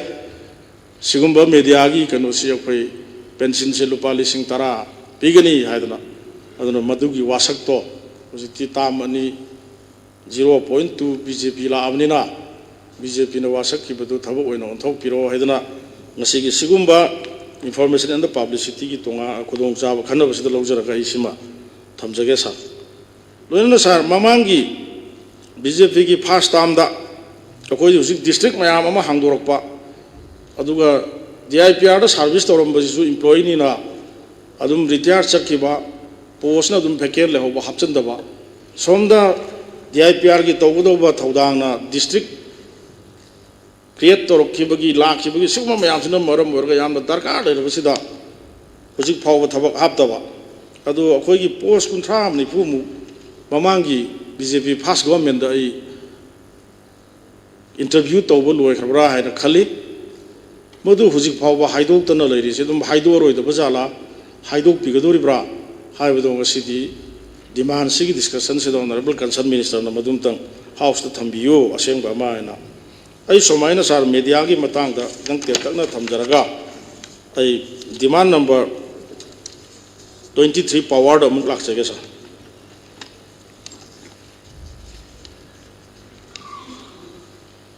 Sara Mamangi budget session dozu May megawatt Sabaga, Sumna Mangap. The Putoliba Lotak Hydro Electric Power Project si NSP Sina Chalaiba Masi Chalaiba Sida Manipur Sarkarga Memorandum of Understanding se Masi Putopio Nayam Kana Taksangi Matam Dusu Honorable Minister Nadum Webiri Hojiksu Honorable Minister Webiri Aduna Matam to the Honorable Minister Natambigi Vase Agreement City Bakangre Madu Laibra have a Mukta Tidok Chagi Gay had a house that's a minor popum pigi. Sir State Sigi Kalda Yam Satina Sohaliba Lokta Hydroelectric Power Project C. Salai with the MOU Yaudana, Hojik Pauba Project sets Salai and Ba Habit Sumde. Hand a Mukaso Hajagasa MOU do Lairagadi. House the table to be later gonna now no move MOU to no big hybra Natraga Salai and the Mutat big hybra Nasi the house the Madu Anisi Asemba Matambio Adu Karimbas are Makata na Salai and Gay Habagi Wakalo Levi but Targadi Tangai Fadana NSP Sida okay Nana Matamda Muhina Laiba Pasha Tankayama, a Hoy State Sarkar Sida, Kana no behind a view. Marum di Karigino Habaganda Sar, a Koigi Sida, Lisang Sina Waba Mayok Nariba, the Loktak Party, a Koi with the Kundari, Miyangi Punsi, Mahinda, Zaun Soliba, Duga Koigi Loktak Party, Pivamna, Koigi Kayal Aba, Patsi Mangi Abagi, Pivam Dala Aba, Wherever. Couldn't much say NSP Sina for the people could all now. Massimo Kangan Gadavana. A Koigi yellow the yellow Legere, but Prakitina Piriba, Aing a Sakan, Kahendan and Ngatan Tamiba, Sigumba Makangi, ꯏꯁꯣꯔꯅ ꯄꯤꯕ ꯈꯨꯗꯣꯜꯁꯦ ꯉꯁꯤꯗꯤ ꯃꯁꯤ ꯃꯃꯤ ꯁꯥꯃꯛꯏꯕ ꯃꯨꯠꯄ ꯌꯥꯕꯒꯤ ꯊꯥꯛꯇ ꯂꯥꯛꯏꯁꯦ ꯃꯁꯤ ꯃꯣꯏꯗ ꯃꯨꯟꯅ ꯈꯪꯍꯜꯂꯀꯥꯟꯗ ꯀꯥꯔꯤꯕ ꯏꯟꯀꯝꯗꯨꯒꯤ ꯇꯪꯈꯥꯏ ꯑꯃ ꯑꯩꯈꯣꯏꯒꯤ ꯁ꯭ꯇꯦꯠꯁꯤꯗ ꯄꯤꯒꯗꯕꯅꯤ ꯍꯥꯏꯕ ꯋꯥꯐꯝꯁꯦ ꯑꯩ ꯊꯝꯍꯟꯅꯤꯡꯉꯤ ꯁꯥꯔ ꯑꯗꯨꯅ ꯁꯥꯔ ꯑꯩꯅ ꯅꯤꯡꯁꯤꯡꯖꯕꯗ ꯃꯃꯥꯡꯗꯁꯨ ꯍꯥꯏꯖꯈ꯭ꯔꯦ ꯁꯤꯒꯨꯝꯕ ꯑꯩꯈꯣꯏꯒꯤ ꯁꯣꯛꯆꯜꯂꯤꯕ ꯃꯌꯥꯝꯁꯤ ꯌꯦꯡꯉꯒ ꯃꯥꯡꯉꯤꯕ ꯃꯌꯥꯝꯁꯤ ꯑꯣꯏꯔꯛꯄ ꯌꯥꯕꯁꯤ ꯎꯔꯀꯥꯟꯗ ꯑꯣꯅꯔꯦꯕꯜ ꯆꯤꯐ ꯃꯤꯅꯤꯁꯇꯔꯅ ꯃꯃꯥꯡꯒꯤ ꯇꯥꯝꯗ ꯑꯍꯥꯟꯕ ꯍꯦꯛ ꯆꯤꯐ ꯃꯤꯅꯤꯁꯇꯔ ꯑꯣꯏꯅ ꯀꯥꯕꯤꯔꯛꯄ ꯉꯜꯂꯤꯉꯩ ꯃꯇꯝꯗꯨꯗ ꯄꯥꯕ꯭ꯂꯤꯛ ꯐꯪꯁꯟ ꯑꯃꯗꯁꯨ ꯏꯊꯥꯏ ꯕꯦꯔꯦꯖꯁꯦ ꯃꯁꯤ ꯂꯧꯊꯣꯛꯑꯒꯅꯤ ꯍꯥꯏꯗꯅ ꯌꯥꯝꯅ ꯑꯩꯈꯣꯏꯒꯤ ꯁ꯭ꯇꯦꯠꯁꯤꯒꯤ ꯏꯟꯇꯔꯦꯁꯇ ꯌꯦꯡꯉꯒ ꯂꯥꯎꯕꯤꯈꯤꯕꯅꯤ ꯑꯗꯨꯒ ꯃꯗꯨ ꯍꯧꯖꯤꯛ ꯇꯨꯃꯤꯟꯅ ꯂꯩꯈ꯭ꯔꯦ ꯀꯔꯤ ꯂꯩꯕꯅꯣ ꯍꯥꯏꯕꯗꯨ ꯑꯩ ꯈꯪꯗ꯭ꯔꯦ ꯁꯥꯔ ꯑꯩ ꯆꯥꯔꯖ ꯇꯧꯖꯕꯗꯤ ꯅꯠꯇꯦ ꯑꯗꯨꯅ ꯁꯥꯔ ꯃꯁꯤꯒꯨꯝꯕ ꯐꯤꯕꯝꯁꯤꯗ ꯑꯩꯈꯣꯏꯅ ꯁꯨꯝ ꯀꯔꯤ ꯍꯥꯏꯒꯅꯤ ꯀꯔꯤ ꯑꯟꯗꯔꯁꯇꯦꯟꯗꯤꯡ ꯂꯩꯅꯕꯤꯕꯅꯣ ꯁꯨꯛ ꯆꯥꯎꯈ꯭ꯔꯕ ꯑꯗꯒꯤ ꯑꯩꯈꯣꯏꯒꯤ ꯀꯔꯤ ꯍꯥꯏꯒꯅꯤ ꯁꯥꯡꯉꯕ ꯆꯍꯤ 50ꯃꯨꯛꯄꯨ ꯁꯨꯔꯝꯃꯅꯤ ꯁꯥꯔ ꯑꯩ ꯑꯦꯛꯖꯦꯛꯂꯤꯗꯤ ꯀꯥꯎꯈ꯭ꯔꯦ ꯀꯔꯦꯛ ꯇꯨ ꯁꯕꯖꯦꯛ ꯇꯨ ꯀꯔꯦꯛꯁꯟ ꯑꯗꯨꯅ ꯑꯩꯅ ꯍꯟꯖꯤꯟꯖꯗꯕꯤꯗ ꯑꯩꯅ ꯍꯥꯏꯖꯔꯤꯕꯁꯦ ꯁꯥꯔ ꯉꯁꯤꯁꯤ ꯑꯩꯈꯣꯏ ꯍꯥꯎꯁ ꯐꯝꯃꯕꯅꯤꯅ ꯗꯤꯃꯥꯟꯁꯨ ꯈꯟꯅꯔꯤꯕꯅꯤꯅ ꯂꯣꯛꯇꯥꯛ ꯄ꯭ꯔꯣꯖꯦꯛꯁꯦ ꯃꯁꯤ ꯑꯃꯨꯛ ꯍꯟꯅ ꯑꯩꯈꯣꯏ ꯇꯧꯍꯟꯈꯤꯒꯗ꯭ꯔꯥ ꯇꯧꯍꯜꯂꯣꯏꯗ꯭ꯔꯥ NSPCꯗ ꯑꯗꯨꯒ ꯃꯗꯨꯒꯤ MOUꯗꯨ ꯐꯪꯉꯕ꯭ꯔꯥ ꯐꯪꯗ꯭ꯔꯤꯕ꯭ꯔꯥ ꯐꯪꯉꯒꯅ ꯇꯦꯕꯜ ꯇꯧꯕꯤꯔꯣ ꯐꯪꯗ꯭ꯔꯒꯅ ꯆꯂꯥꯏꯕꯗꯨ ꯁ꯭ꯇꯣꯞ ꯇꯧꯕꯤꯒꯦꯔꯥ ꯅꯠꯇ꯭ꯔꯒ ꯅꯧꯅ ꯑꯃꯨꯛ ꯑꯦꯒ꯭ꯔꯤꯃꯦꯟ ꯇꯧꯔꯒ ꯍꯥꯏꯔꯤꯕ ꯀꯟꯗꯤꯁꯟ ꯃꯌꯥꯝꯁꯦ ꯃꯁꯤ ꯇꯧꯔꯒ ꯇꯧꯕꯤꯕ꯭ꯔꯥ ꯍꯥꯏꯕꯗꯨ ꯌꯥꯕ꯭ꯔꯥ ꯍꯥꯏꯕꯗꯨꯃ ꯑꯣꯅꯔꯦꯕꯜ ꯃꯤꯅꯤꯁꯇꯔꯗꯒꯤ ꯑꯩ ꯄꯥꯝꯃꯤ ꯂꯣꯏꯅꯅ ꯌꯥꯔꯒꯗꯤ ꯁꯥꯔ ꯑꯩ ꯃꯃꯥꯡꯗꯁꯨ ꯁꯖꯦꯁ ꯇꯧꯖꯈ꯭ꯔꯦ ꯁꯦꯟꯇꯔꯗꯁꯨ ꯑꯣꯅꯔꯦꯕꯜ ꯄ꯭ꯔꯥꯏꯝ ꯃꯤꯅꯤꯁꯇꯔ ꯅꯔꯦꯟꯗ꯭ꯔ ꯃꯣꯗꯤꯖꯤꯒꯤ BJP ꯒꯣꯔꯃꯦꯟ ꯂꯩ ꯁꯤꯗꯁꯨ ꯂꯩ ꯑꯩꯈꯣꯏꯒꯤ ꯁ꯭ꯇꯦꯠꯁꯤ ꯁꯥꯔ ꯔꯤꯁꯣꯔꯁ ꯌꯥꯝꯅ ꯋꯥꯏ ꯂꯩꯇꯦ ꯎꯄꯥꯏ ꯂꯩꯇꯦ ꯑꯩꯈꯣꯏꯁꯨ ꯂꯣꯏꯅ ꯈꯪꯉꯤ ꯃꯔꯝ ꯑꯗꯨꯅ ꯑꯩꯈꯣꯏ ꯑꯣꯅꯔꯦꯕꯜ ꯂꯤꯗꯔꯅ ꯌꯥꯝꯅ ꯁ꯭ꯄꯦꯁꯤꯌꯦꯜꯂꯤ ꯑꯣꯏꯅ ꯃꯁꯤ ꯌꯥꯔꯒꯗꯤ ꯁꯦꯟꯇꯔꯅ ꯃꯇꯦꯡ ꯇꯧꯕꯤꯔꯒ NSPCꯗꯒꯤ ꯄꯨꯔꯥ ꯂꯧꯊꯣꯛꯑꯒ ꯑꯩꯈꯣꯏ ꯁ꯭ꯇꯦꯠꯇ ꯄꯥꯏꯅꯅꯕ ꯍꯣꯠꯅꯔꯒ ꯄꯥꯏꯖꯔꯒꯗꯤ ꯑꯩꯈꯣꯏ ꯈ꯭ꯋꯥꯏꯗꯒꯤ ꯍꯦꯟꯅ ꯅꯨꯡꯉꯥꯏꯒꯅꯤ ꯁꯥꯔ ꯁꯦꯟꯗꯨ ꯉꯥꯛꯇꯒꯤ ꯅꯠꯇꯕ ꯁꯥꯔ ꯃꯔꯝꯗꯤ NSPCꯅ ꯂꯣꯛꯇꯥꯛꯁꯤ ꯁꯤꯖꯤꯟꯅꯒꯅꯤ ꯂꯣꯛꯇꯥꯛꯁꯤ ꯀꯟꯅꯕ ꯂꯨꯄꯥ ꯑꯃ NSPCꯅ ꯊꯥꯗꯗꯦ ꯉꯁꯤꯗꯤ ꯂꯣꯛꯇꯥꯛꯀꯤ ꯐꯤꯕꯝ ꯅꯣꯡꯃ ꯅꯣꯡꯃꯒꯤ ꯁꯣꯛꯆꯜꯂꯛꯑꯦ ꯂꯣꯛꯇꯥꯛ ꯀꯪꯁꯜꯂꯛꯑꯦ ꯏꯀꯪ ꯎꯔꯦ ꯂꯩꯀꯪꯂꯥ ꯗꯦꯖꯥꯔꯠ ꯑꯣꯜꯂꯛꯀꯗꯣꯔꯦ ꯑꯗꯣ ꯑꯩꯈꯣꯏꯅ ꯄꯥꯏꯖꯕ ꯇꯥꯔꯒꯗꯤ ꯂꯥꯛꯏꯕ ꯏꯟꯀꯝꯗꯨꯅ ꯑꯩꯈꯣꯏꯒꯤ ꯑꯇꯩꯗ ꯁꯤꯖꯤꯟꯅꯗ꯭ꯔꯁꯨ ꯂꯣꯛꯇꯥꯛꯇꯪ ꯀꯟꯅꯅꯕ ꯍꯣꯠꯅꯕꯗ ꯃꯗꯨ ꯑꯩꯈꯣꯏ ꯂꯣꯛꯇꯥꯛꯁꯦ ꯃꯥꯡꯍꯟꯗꯅ ꯊꯝꯕ ꯉꯝꯒꯅꯦꯕ ꯑꯩ ꯈꯪꯉꯤ ꯁꯥꯔ ꯇꯣꯉꯥꯟ ꯇꯣꯉꯥꯟꯕ ꯃꯤꯅꯤꯁꯇ꯭ꯔꯤꯗꯒꯤ ꯂꯣꯛꯇꯥꯛ ꯀꯟꯅꯕ ꯐꯟꯗꯤꯡ ꯃꯌꯥꯝ ꯑꯃ ꯂꯥꯛꯏ ꯃꯗꯨ ꯐꯅ ꯂꯥꯛꯇꯨꯅꯁꯨ ꯀꯌꯥꯝ ꯀꯨꯏꯅ ꯅꯤꯒꯅꯤ ꯑꯩꯈꯣꯏ ꯀꯌꯥꯔꯛ ꯅꯤꯒꯅꯤ ꯑꯗꯨꯅ ꯌꯥꯔꯒꯗꯤ ꯂꯣꯛꯇꯥꯛ ꯄ꯭ꯔꯣꯖꯦꯛꯁꯦ ꯃꯁꯤ ꯑꯩꯈꯣই ꯁ꯭ꯇꯦꯠꯀꯤ ꯑꯣꯏꯅꯅꯕ ꯁꯦꯟꯇ꯭ꯔꯦꯜ ꯒꯚꯔꯟꯃꯦꯟꯇꯗ ꯑꯣꯅꯔꯦꯕꯜ ꯄ꯭ꯔꯥꯏꯝ ꯃꯤꯅꯤꯁꯇꯔꯗ ꯍꯥꯏꯅꯕꯤꯔꯒ ꯃꯁꯤ ꯁ꯭ꯇꯦꯠꯅ ꯄꯥꯏꯅꯅꯕ ꯇꯧꯔꯒꯗꯤ ꯈ꯭ꯋꯥꯏꯗꯒꯤ ꯍꯦꯟꯅ ꯅꯨꯡꯉꯥꯏꯒꯅꯤ ꯑꯗꯨꯅ ꯑꯩꯒꯤ ꯃꯣꯠꯁꯤꯃ ꯑꯩ ꯐꯣꯡꯗꯣꯛꯆꯕꯅꯤ ꯁꯥꯔ ꯁ꯭ꯋꯥꯏꯁꯤꯗ ꯂꯣꯛꯇꯥꯛꯀꯤ ꯀꯩꯅꯣꯁꯤ ꯊꯝꯖꯔꯒ ꯁꯥꯔ ꯑꯩ ꯀꯠ ꯃꯣꯁꯟꯗ ꯌꯥꯎꯔꯤꯕ ꯂꯣꯛꯇꯥꯛ ꯗꯥꯎꯟ ꯁ꯭ꯇ꯭ꯔꯤꯝꯁꯤ ꯂꯣꯏꯁꯤꯟꯕ ꯉꯝꯗꯕꯒꯤ ꯃꯇꯥꯡꯗꯁꯨ ꯑꯩ ꯀꯠ ꯃꯣꯁꯟ ꯑꯃ ꯊꯥꯡꯒꯠꯆꯕꯅꯤ ꯑꯗꯨꯋꯥꯏꯗ ꯑꯩ ꯈꯤꯇꯪ ꯊꯝꯖꯒꯦ ꯁꯥꯔ ꯉꯁꯤ ꯆꯍꯤ ꯀꯌꯥꯒꯤ ꯃꯃꯥꯡꯗꯒꯤ ꯍꯧꯔꯒ ꯂꯣꯛꯇꯥꯛ ꯗꯥꯎꯟ ꯁ꯭ꯇ꯭ꯔꯤꯝꯁꯦ ꯄꯥꯏꯈꯠꯀꯅꯤ ꯍꯥꯏꯗꯅ ꯑꯩꯈꯣꯏ ꯂꯥꯎꯔꯒ ꯂꯥꯛꯈ꯭ꯔꯦ ꯃꯁꯤꯁꯨ NSPCꯒ ꯃꯅꯤꯄꯨꯔ ꯒꯣꯔꯃꯦꯟꯒ ꯖꯣꯏꯟ ꯚꯦꯟꯆꯔ ꯑꯣꯏꯅ ꯄꯥꯏꯈꯠꯅꯅꯕ ꯑꯩꯈꯣꯏ ꯄ꯭ꯔꯣꯖꯦꯛꯁꯦ ꯍꯧꯖꯤꯛ ꯐꯥꯎꯕ ꯄꯥꯏꯈꯠꯄꯒꯤ ꯐꯤꯕꯝꯗꯤ ꯎꯗ꯭ꯔꯤ ꯖꯣꯏꯟ ꯚꯦꯟꯆꯔ ꯑꯣꯏꯔꯒ ꯄꯥꯏꯈꯠꯅꯅꯕ ꯇꯧꯈꯤꯕꯅꯤ ꯍꯥꯏꯕꯁꯤ ꯑꯩ ꯈꯪꯉꯤ ꯁꯥꯔ ꯑꯩꯅ ꯇꯥꯖꯈꯤꯕꯗ ꯁꯥꯔ ꯃꯩ ꯃꯦꯒꯥꯋꯥꯠ 63 ꯄꯨꯊꯣꯛꯄ ꯉꯝꯕ ꯑꯩꯈꯣꯏ ꯇꯔꯕꯥꯏꯟ 2 ꯆꯂꯥꯏꯒꯗꯧꯕ ꯂꯣꯛꯇꯥꯛ ꯗꯥꯎꯟ ꯁ꯭ꯇ꯭ꯔꯤꯝ ꯄ꯭ꯔꯣꯖꯦꯛꯁꯦ ꯃꯁꯤ ꯄꯥꯏꯈꯠꯅꯅꯕꯒꯤꯗꯃꯛꯇ ꯃꯊꯧ ꯇꯥꯕ ꯑꯩꯈꯣꯏ ꯑꯌꯥꯝꯕ ꯂꯣꯏꯈ꯭ꯔꯦ ꯑꯩꯅ ꯇꯥꯖꯕꯗ ꯁꯥꯔ ꯐꯣꯔꯦꯁꯀꯤ ꯀ꯭ꯂꯤꯌꯥꯔꯦꯟꯁ ꯐꯪꯈ꯭ꯔꯦ ꯏꯟꯚꯥꯏꯔꯟꯃꯦꯟꯒꯤ ꯀ꯭ꯂꯤꯌꯥꯔꯦꯟꯁꯁꯨ ꯐꯪꯈ꯭ꯔꯦ ꯕꯣꯔꯗꯔ ꯑꯦꯔꯤꯌꯥꯗ ꯄꯥꯏꯈꯠꯄ ꯄ꯭ꯔꯣꯖꯦꯛ ꯑꯣꯏꯕꯅꯤꯅ ꯗꯤꯐꯦꯟꯁꯀꯤ ꯀ꯭ꯂꯤꯌꯥꯔꯦꯟꯁ ꯐꯥꯎꯕ ꯐꯪꯈ꯭ꯔꯦ ꯁꯥꯔ ꯃꯁꯤꯒꯤꯁꯨ ꯃꯊꯛꯇ ꯇ꯭ꯔꯥꯏꯕꯦꯜ ꯏꯆꯤꯜ ꯏꯅꯥꯎꯁꯤꯡꯒꯤ ꯑꯦꯔꯤꯌꯥ ꯁꯣꯛꯄꯅꯤꯅ ꯃꯤꯅꯤꯁꯇ꯭ꯔꯤ ꯑꯣꯐ ꯁꯣꯁꯤꯌꯦꯜ ꯖꯁꯇꯤꯁꯇꯒꯤ ꯑꯌꯥꯕ ꯐꯥꯎ ꯐꯪꯈ꯭ꯔꯕꯅꯤ ꯑꯗꯨꯕꯨ ꯄ꯭ꯔꯣꯖꯦꯛꯁꯤꯗꯤ ꯁꯥꯔ ꯑꯩꯈꯣꯏꯒꯤ ꯂꯥꯏꯑꯣꯏꯔꯕ ꯄ꯭ꯔꯣꯖꯦꯛ ꯑꯃꯗꯧꯅ ꯇꯥꯔꯒ ꯂꯩꯔꯦ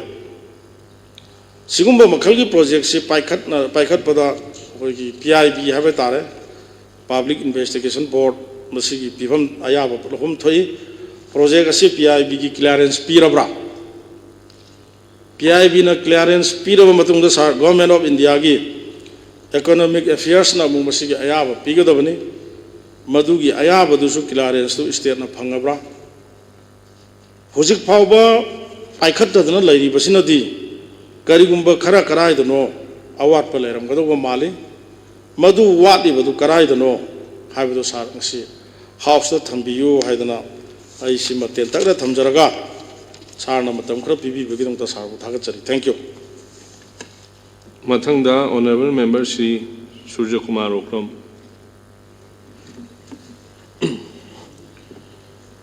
Honorable Speaker, sir, na cut motion ahumkhak department ahumkhak sir madu thangat chagibni ahan bada demand number 9 sir, information and publicity sir, masida DIPR kisida hoi honorable senior member uncle Ranjitna anamba ayakna thamningamba point mayam amasu anamba thambikre yaringai hanjandana ba hona jage sir. Sir, DIPRC mamangda thambigumna hujiki media gi yamna active oiba environment chidadi akoi DIPR gi achouba role ama darkar lei haina sir ai han bada thamjage mamangi session kya dasu August House is da honorable minister da honorable leader of the house the government sida akoi DIPRC hujik laiba system sida major department ama oibagi masi tanja ama lae masi oigadra oiradra ohen binaba government gi pandam kari laike habisi toina su sir hanjak DIPR gi khoi mayam na su hena khangbire masi time to time government gi information paikal kadoriba honorable senior member thambikriba government gi policy sing programs, schemes, initiatives, achievements, sina koi through print and electronic media with music na social media se. Aduga koi ki masida koi ki government gi tobira kadoriba campaign sing trade fair sing mayam adagi koi ki mayam gi suggestion mayam gi kari government gi attention mayam si koi DIPR gi through da koi ki mayam si dum tawraga laibne sir aduna sir aina sida thamjaning bisi akoi G20 su mamang da tawre mamang da investors summit mayamam su tawre masigi atopa state singdagi atopa country dagi laaga Manipur gi maramda information gather tawge Manipur gi maramda Manipur government gi maramda tawge haitare di DIPR gi achouba akoi gi mateng madarka leina sir ai thamjage aduna district ta ai mamangi session kya da su thamjagibni district ki information office si se sir masida government gi information si phangde habigi sir achouba khoi gi mayam gi kholaw ma leiba sir aduga adugi mathakta Manipur Information Center haina Delhi da leiri si su sir fajana mathau chathadaba sir adagi state information center sida hoi ngasai high riba government gi projects schemes activities of the government si mayam se sir masi gi information gi pithok na base sir masi magi thabak paikhat pe masi u da base honorable minister na atopa department mayam su senabir na honorable minister di thaw yam chilam gani aduna DIPR gi lairiba official singsina monthly basis वगैरह weekly basis वगैरह अखोई मसी कयाम visit तो भी के यंगजल लगा मसी दा करी थबक पाखत पत्रकार लई है बसे effective functional ओइदब्रा है बसे department की मसी पाखत पिगी बा खोंथांग ले बिब्रा है बिनुतंग honorable minister ने थंबी भी यागरा मरु वइना हुजिक सी website सी Manipur की मरमदा Manipur की government की मरमदा Manipur की थबक मयाम की मरमदा information gather toge have taragadi sai honorable senior member uncle thambi ki badamaina akhoi DIPR ki website am leiri sida Manipur ki paikhala kadoriba mayam sing information si yawbu udabas no magi tawriba mayam tawriba mayam se aina sum yengjaba matamda Press Information Bureau Government of India ki website si yam phajana run toy thangnaba state ki Assam ki Mizoram ki moi DIPR ki website se up to date nungti gi update toy sir masi akoina hujik sidi social media ki juk kaino ki akoi ki juk nina masi khara thuna masi government ki kari pandam leibi bage hedum tang sir thambi ba yagra duga point nama khatang na akoi social media da natragana YouTube da natragana atop atop kaino leiriba mayam singsida akoi gi hujik leiriba mamang da su aina thamjagi ba sir akoi gi reporter haigadra mana tawriga mana happening ba atop chatro kaino tawbasi government gi check tawna ba mechanism kari lege masi proper certified tawba journalist ta makhoi gi capacity dugi matungina makhoi da award tawbibo makhoi gi leiriba integrity makhoi gi leiriba infrastructure makhoi gi leiriba capacity dugi matungina hoi thamdaba yade musiki social media ki joksidadi aduna makhoi duma government na approve tawbibagi kari system leibibage aduga amana su sempa amana su taw mai page panglang da hangaga ining ba pangi iba communal tholak pa yaba natragana lekai khana ba yaba natragana government ni maram da phatta ba iba yaba natragana apha ba phatta mayam je khandadana iba mayam su thole masi check tawbina ba mechanism kari leibibage hadum tang honorable minister na thambi ba yagadra thambina ba haina sir masida ai thamjari aduga sir ngasai gi hai riba akoi DIPR na advertisement pibi raga hingjaba print and electronic media mayamam leije leiri ba sir aduna sir masida akoi mamang da su aina thamjakim ne sir DIPR gi akoi gi bill advertisement bill mayam government gi tawriba mayam singsi sir khara pithok kadoba cover gi newspaper singi adagi media gi atei pithok kadoba sir khara lei na sir tai maduma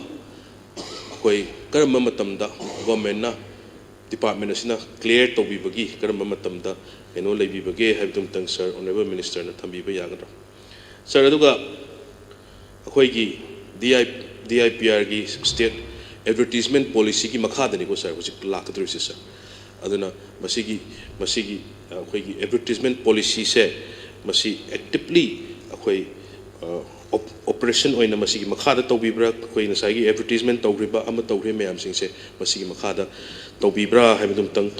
honorable minister na thambina ba haidna sir ai thangat chari sir aduga demand number 20, Honorable Minister, demand number 23, power. Demand number 23, power, is the sir, see, assembly session manung nina. Yam na sukan na haina ba sir. Ako'y yam na kuire kau kiba sir. Ako'y recruitment tau kiba MSPCL amasung MSPDCL gi.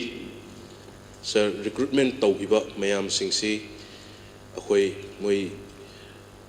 sahi hentokpa mayam su yaure hena sir makhoi si yamna langtak na leiba yam toina su government sida aduga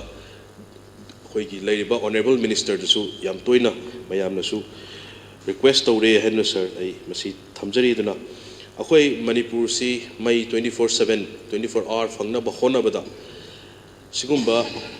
line check toba adagi 24 hour akoi mai se pirak patara di transformer gumba thau sinba transformer oil sinba transformer check toba siguma mayam si yam toina darkar lei haibsa aduna akoi government sina sukan hona birangani hona birakani hena thajai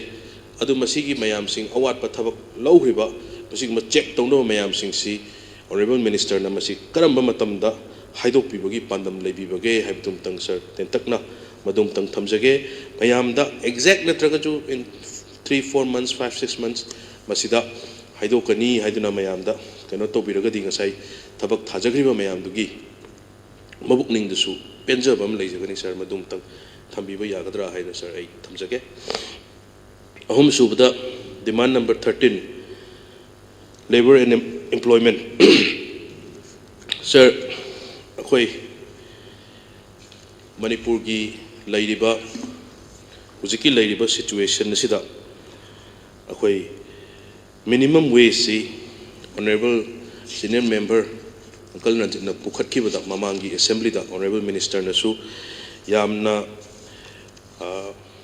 ꯀꯩꯅꯣ ꯇꯧꯅ interest ꯌꯥꯎꯅ ꯍꯥꯏꯕ ꯇꯥꯔꯦ minimum wage ꯑꯦꯛट 1948 ꯁꯤꯒꯤ ꯃꯈꯥꯗ ꯑꯩꯈꯣꯏꯒꯤ time to time अखोई periodic revision सी तौब दरकार लई हाइदुना सर मसीमा थंबिखिबा अगस्त 2 अगस्त ओरमाले 2 अगस्त की असेंबली दा ऑनरेबल मिनिस्टर ना मिनिमम वेज सी अखोई मयाम अखोई की चेक तौनबा मतम मतम गा चानाबा रेट ता अखोई कमिटी मा फॉर्म तौरगा चेक तौरगा हेंखटलनबा होनबिगनी हाइदुना assurance tawbigibani sir hujik lairibsi aini yengbada nahan mamang honorable minister na thambirambada 278 oramale semi skill level skill level dana 278 semi skill level dana 248 unskilled level dana 225 hujiki lairiba inflation pochai mamal tangkhatpa mayam si yengoragadi sir मसीगी rate से यामना पिक्पा माले दो इंगरांग हान पाव ताबद honourable minister न सेंगदोकपिरकने हाइनै थाजै हेंकतख्रे हाइबगी कैनोमदी ताजै दु कयादे हेंकतखिबनो हेंकतपिरब्रा कयादे हेंकतखिबनो हाइदुना sir ऐ मयामसी खोगी consumer price index की inflation की मयामसिदा होटपिरगा अखंग high मयाम तानाबिरगा मणिपुरगदा लैरिबा प्रजा सिंसिकी स्टैंडर्ड ऑफ लिविंग से सर मसीदा कैलकुलेट तौबिरगा मिनिमम वेज से कया ओइगदगे हाइबसे सर अखोई डिपार्टमेंट असिना करी करी थौदांग लोखत पिरिबगे हाइबदुमतंग सर थंबिनबा हाइदुना सर आई थमजरी अतोपा स्टेट सिंगी येंगम मतमदा खोगी मिनिमम वेज रिपोर्ट आरबीआई न फोंग हाइबतारे सिदा केरला दा लरिसे 677 नॉन एग्रीकल्चरल लेबर हाइबतारे जम्मू कश्मीर दा 483 तमिलनाडु दा 499 हरियाणा दा 384 पंजाब दा 344 जनरल एग्रीकल्चरल लेबर दा लेजना टॉप 5 स्टेट निको हाइसे केरला 706 जम्मू कश्मीर 501 तमिलनाडु 434 हिमाचल प्रदेश 421 हरियाणा 384 अदुगा कंस्ट्रक्शन वर्कर जो सेम स्टेट सिंगसिदा वही टॉप 5 दा लेबा 829 कंस्ट्रक्शन वर्कर दा जम्मू कश्मीर दा केरला दा जम्मू कश्मीर दा 492 तमिलनाडु दा 468 हिमाचल प्रदेश दा 445 हरियाणा दा 404 हाइना सर सिगी रेंज से लई सर अदुना अखोई मिनिमम वेज से अखोई की साइंटिफिक नॉर्म दा बेस तौरगा अखोई 15 इंडियन लेबर कॉन्फ्रेंस अखोई की सुप्रीम कोर्ट की जजमेंट की मखादा लैंडमार्क जजमेंट ऑफ अखोई की रेप्टोकस बर्ड 1992 हाइडना सर लैंडमार्क जजमेंट की मखादा सर अखोई मिनिमम वेज से सर मैंडेटरी ओइना मतम मतम की येंगा अखोई की लैंगाकना लेपियू हाइदना सर अखोई मसिदा लैरिबनि सर अरुना मरु ओइना अखोई लाइसे प्राइवेट सेक्टर दा तौरिबा नर्स ओजा सिंह डेली वेजर सिंह सिक्योरिटी पर्सनल सिंह मयाम सिंह से डेली अखोई की मिनिमम वेज मिनिमम लैतदना यामना डिस्क्रिमिनेट तौबिबा अमसु याम चावना लैरिबने सर अदुना अखोई मणिपुर दा सर येंगको मतमदा अखोई की लैग्रिबा कोविड की लैरिबा अदगी इन्फ्लेशन की लाइबा चिंजा की ममन हेंकलकलिबा अदगी पोचै बेसिक नीड्स मयाम सिंसिगी ममन हेंकलकलिबा सर अदुगा नेशनल फैमिली हेल्थ सर्वे दा येंगमा मतमदा over 90% of the people are people in Manipur are meat eaters, meat and fish. Sir, aduna hujik meat product si yamna tang re, it's skyrocketing. Aduna sir masina minimum wage si akhoi matam nga chanaba minimum wage si ma government na lepasi darkar leire haiduna sir masi thamjabani madugim nokta praja mayam gi Manipur gi thabak sujaraga nomjaraga chajariba praja mayam singsigi behalf ta sir ai ngasigi August house sida ai asigi motion asi thangatchamni sir na matam khra pibigdam ta thagachari. Thank you. Mathangda honorable member Shri T.H. Lokeshwar Singh.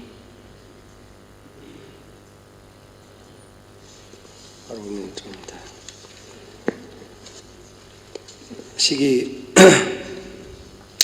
demand discussion stay demand number 13 and 23 hey powers and hey ajege si koi power gi body pan si pass to udhar bill se 547 crore 74 lakhs 53,000 ni do sida ina procedure se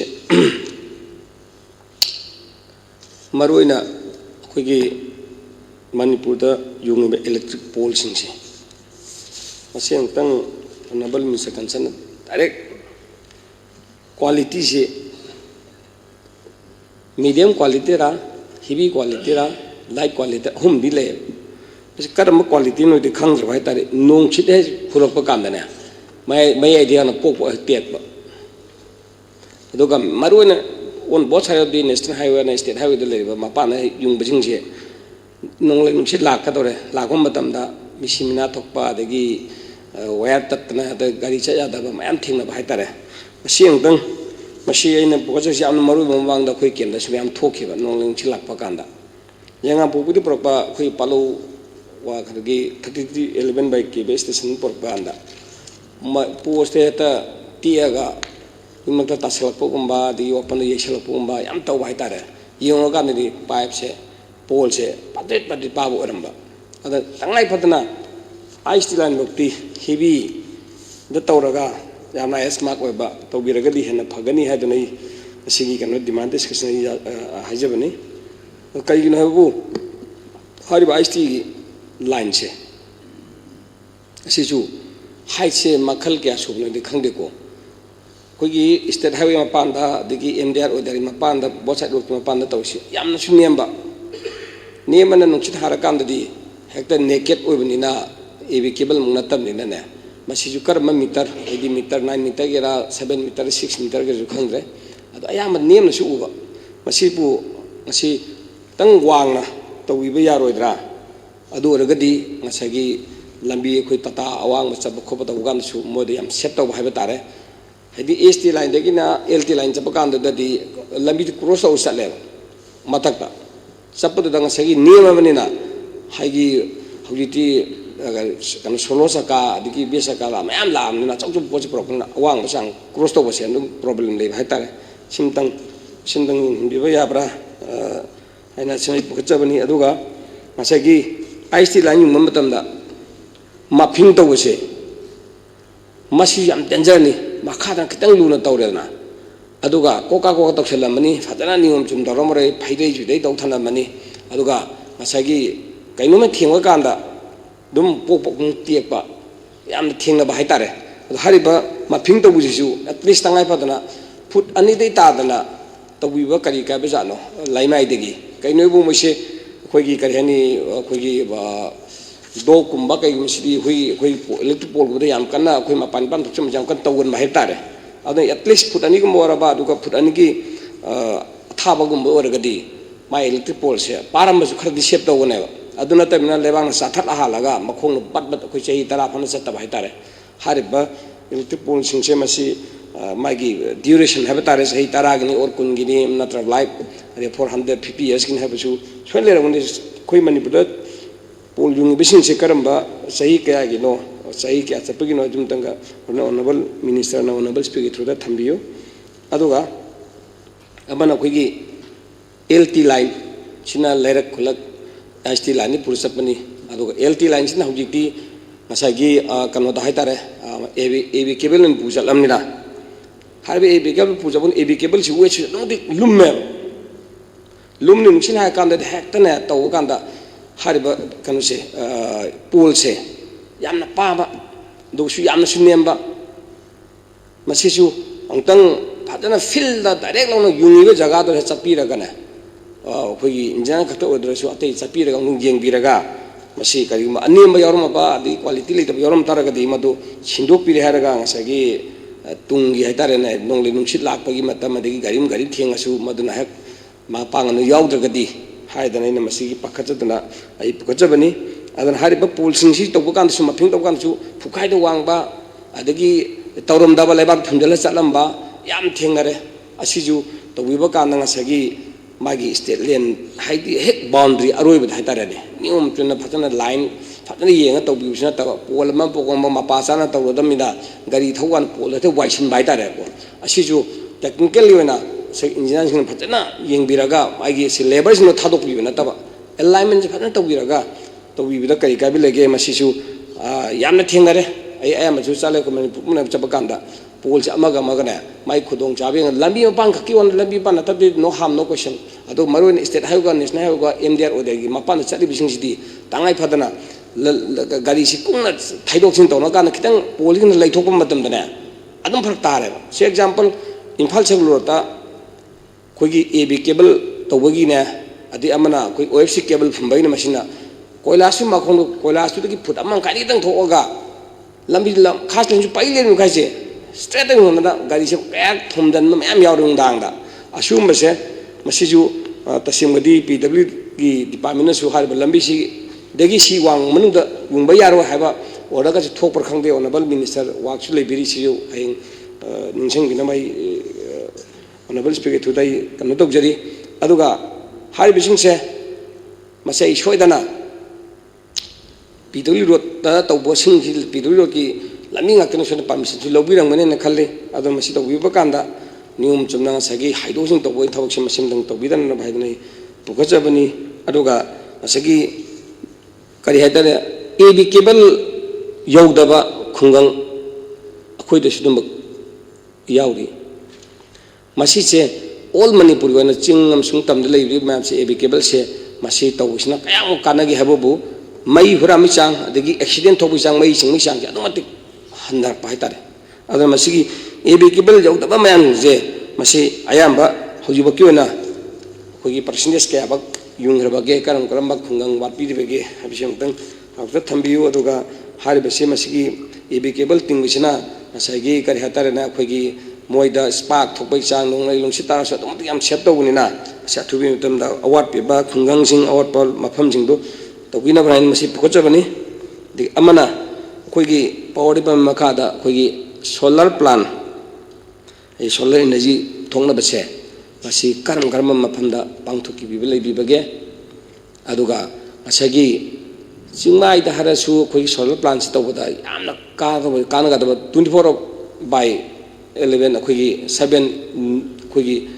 mai sa am matamda ayuk hek anta tholo numet tabdina numet tholo pare numet tabok se mai haide chingmai yam nemla toba khogi uju am kan hodaba mamai yam lei bhai tare sumbada tawboda khogi stelenda tawboda masi sumana tawraga khogi lekai manga to kuma poibe aba adegi adum su mayam lei bhai tare se example khoi kendra makta su siga chingon se tasengbadi nungsa se dum pung tare tagina up to pung mari makha se pra nungsa phangya adugi se matak hariba jaga se u achau hausun leitraba them mana bhai tare namu manira dagida khoi dupu biramba si opsar khoi yengbiram bani madi soida ya ne masi at least tangai fadana khung sitale battery panji sine pugo yagane habiram bani adu yaragare masung tang adum sun to bibe yabra haidunai thamjage dik amana khoi high mass flashlight che masi se tangai fadana city area makta natrasu rural area ba se example khoi bazar board kumba crossing laiba jaga se example khoi ke namak thari pangai se pangai training college leire adagi whole market achon chu leire adugumba adagi tangai phatana khoi hospital laiba dis hospital laiba kamun ꯀꯔꯤ CIC hospital ꯂꯩꯕꯒꯨꯝꯕ ꯕꯖꯥꯔ ꯑꯆꯧ ꯑꯆꯧꯕ ꯂꯩꯕꯁꯤꯡꯁꯦ ꯃꯁꯤꯡꯁꯤꯗ ꯑꯩꯈꯣꯏꯒꯤ city ꯈꯛꯇ ꯅꯠꯇꯅ rural ꯑꯦꯔꯤꯌꯥꯗꯁꯨ ꯃꯁꯤꯁꯦ ꯇꯧꯕꯤꯕ ꯌꯥꯔꯣꯏꯗ꯭ꯔꯥ ꯍꯥꯏꯗꯤ ꯅꯨꯡꯗꯥꯡꯗ ꯍꯦꯛ ꯃꯝꯃꯛꯑꯀꯥꯟꯗ ꯌꯥꯝ ꯊꯤꯅ ꯐꯔꯛ ꯇꯥꯕ ꯖꯒꯥ ꯑꯣꯏꯕꯅꯤꯅ ꯃꯤ ꯄꯨꯟꯐꯝ ꯖꯒꯥꯅꯤꯅ ꯃꯤꯑꯣꯏꯕꯒꯤ ꯑꯁꯤꯒꯤ ꯀꯔꯤ ꯍꯥꯏꯇꯥꯔꯦꯅꯦ ꯑꯗꯨꯃꯛꯇꯤ ꯀꯥꯟꯅꯒꯅꯤ ꯈꯜꯂꯒ ꯑꯩꯅ ꯃꯁꯤ ꯄꯨꯈꯠꯆꯕꯅꯤ ꯌꯥꯔꯒꯗꯤ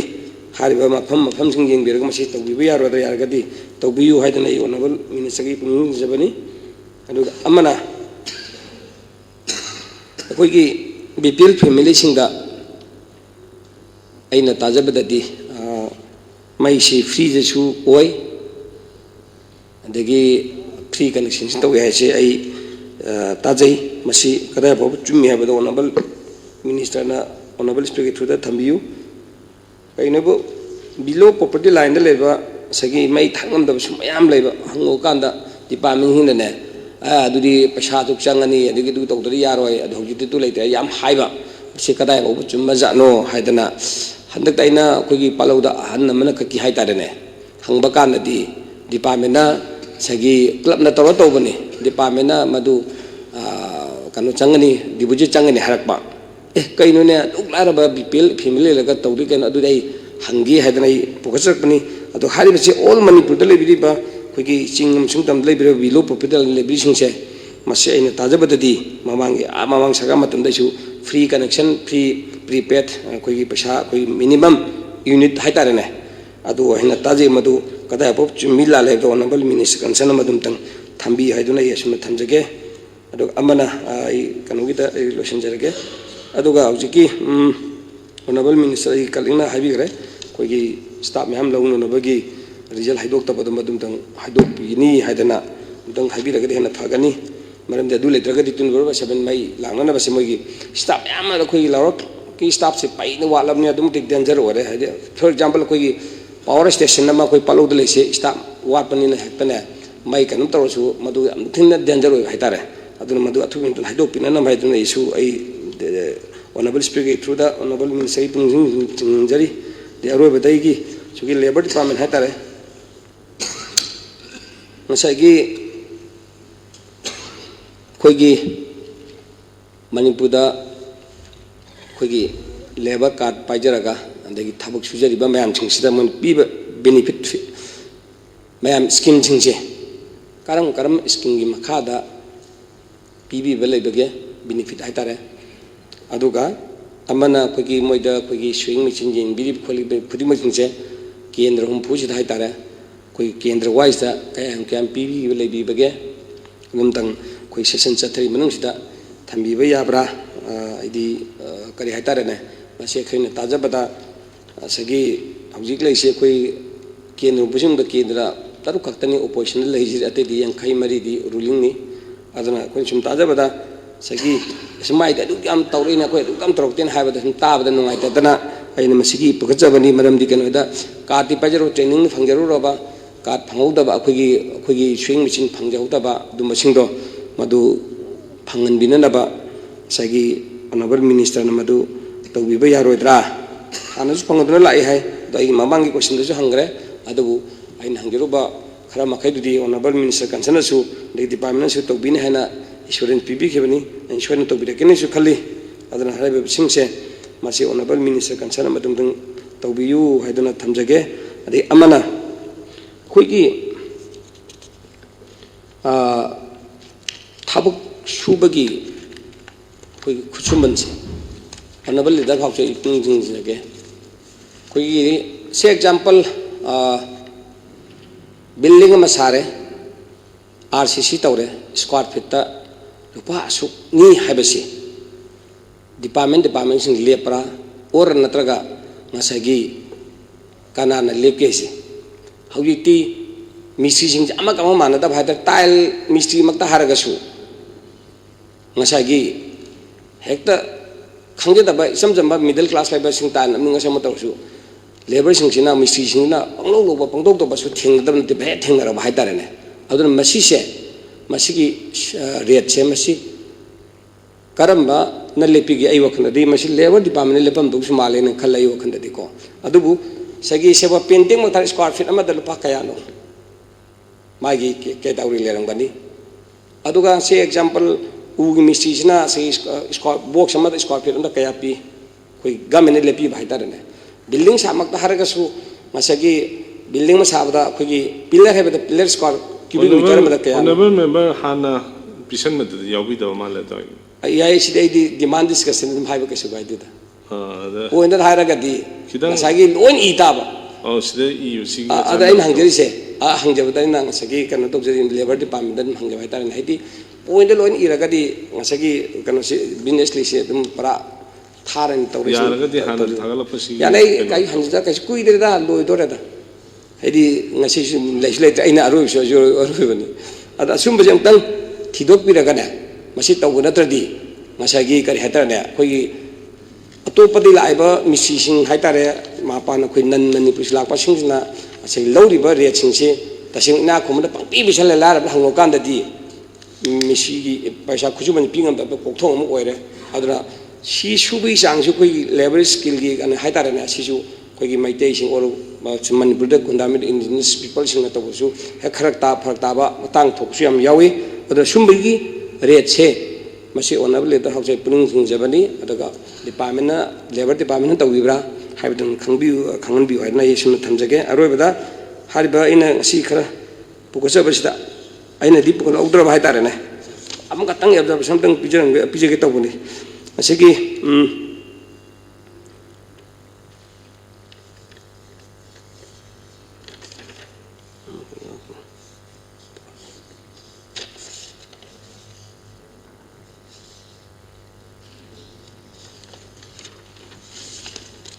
कोई साइंस एंड टेक्नोलॉजी से मसीसी की कोई की एनुअल रिपोर्ट से मसी वो हाफ तक डिस्ट्रीब्यूट तो करो खंग देवन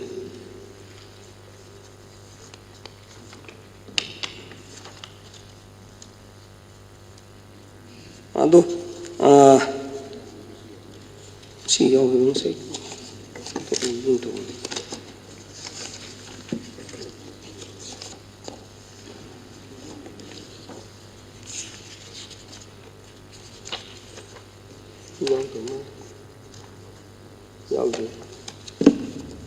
assume honorable speaker to hijing se koi annual report se yar ka di discussion among one the before na to the of the hon bi ba yar ro si bong tang tingchang bi honorable leader house ai puning hing jari si ajara ga si gi ai demand discussion se matam khara pi bi da honorable speaker u thang chari honorable concerned minister singna clarification bibi gani ahan bada honorable minister information and publicity Honorable Speaker, sir, Nasi demand number 9, information and publicity, the motion for disapproval of policy cut. House senior member, Sri K. Ranjit Singh, Amasung honorable member, Sri Surja Kumar, Okramna Pukat Pirai. Sir, information and public relations yamna maru oiba department ni hadana thambi gi sir yamna su summi yamna maru oiba department ni sir kari gi damakta maru oibno government ki programs government ki vision prasada yoba prasagi wakhalon mayam du government ta yongna bagi medium mamanisa yamna maruwe ba medium mamanisa akoi information and public relations sa han bada publicity office sainana hawdorak pa matam du dagi hawjik phawda yamna changes yamna positive lomda yamna chawkhalak pa responsibilities o henkalak pa yamna later, sir. Magi centers, state Kataranatana, Delhi, so later. Look, with the ever changing global scenarios, the social media platform, look, publicity, Henkatna Bagbi, the Maktawakalon, media coverages, photo services, short term media courses, sugumba media gi welfare scheme si sum henkatuna lak isa sahi kudingi aduna DIPR gi responsibilities magi parameters mana thabak paikaliba parameters so dum sahi kudingi adum henkatuna laibra haidana kanjaisa akhoi sigi information and public relations si 7 newly created district to the so akhoi sigi activate hauduna tauduna adum chathare isa aduna masigi department se yamna chummi yamna maruoiba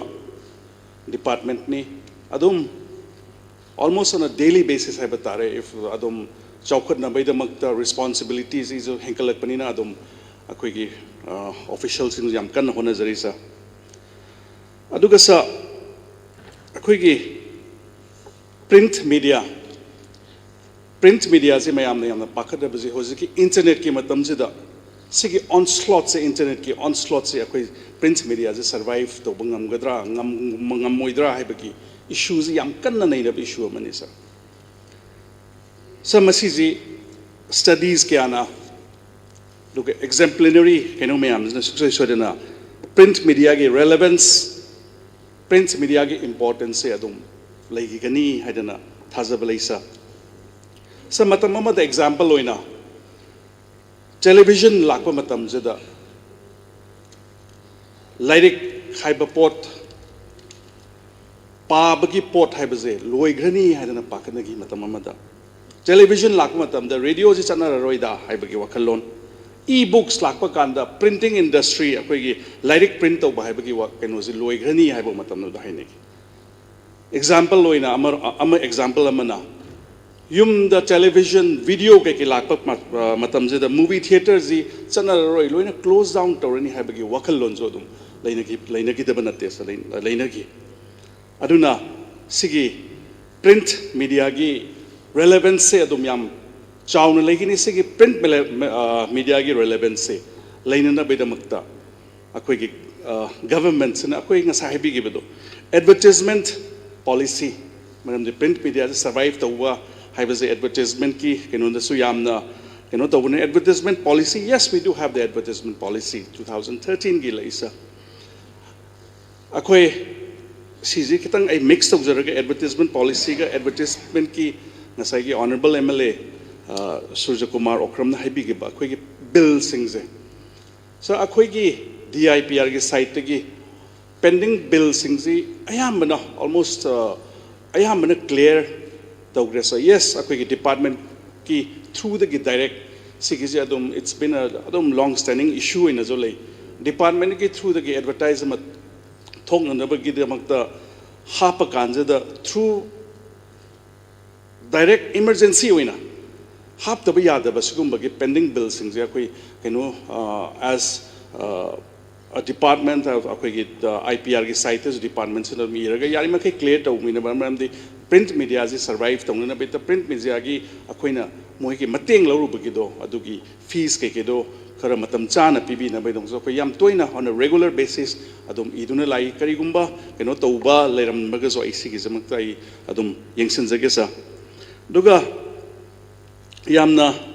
nungnangna khoi panbi khiba journalism course se akoi discontinue tawgre haibagi keno se sa akoi sigi course se adum sathaduna lai 2017-18 da akoi gi PG diploma in journalism and mass communication course amaka akoi ta hoki adai 2018-19 ge keno akoi short term courses natraga media workshops duga reporting news reporting the kamaina tawgedoge habado sir yam almost on a regular basis akoi adum sathari sa hojik 2022-23 academic years the 6 months course on integrated mass media studies 8 August 2022 gina 20th January 2023 da moi kunthra gi sigi course amazo loi gi badang ai sa yes during the pandemic COVID ke pandemics the the bagana maram moiduna koi 6 months course on virtual mode to yes COVID ke manung jida aduna akhoi sigi yamna maru oiba because journalists ke mayamji yam toina update toba journalism gi pithribi da chatliba koi gi nation da chatliba mawongji moida jo khara in sync with the changing scenario adu chatpa ngamna na bedamakta koi sigi course se dum piduna laisa so social media the world is social media gi eno ngata ngai bani na koi gi social media is effectively used to na by the makta sa ako ki DIPR gi oina Facebook page Twitter handle used to raga government ki schemes government paikhalai ba thong ke miyam je adum makoi adum chathaduna lai even akoi hojik kenosi question argasi akoi sa hojik tasena koi assembly is the question arzi adum live streaming tawjari pani and through akoi DIPR gi kenoda tawraga Doordarshan gi through the akoi all this telecast and all through gi social media gi platforms da adum keno tawri sikatana tani YouTube channels is akoi yamna achoba media ngama changaga akoi loina chathari sa akoi gi kenosi DIPR gi YouTube channels ji hojik magi subscribers they masing ji adum yam phazna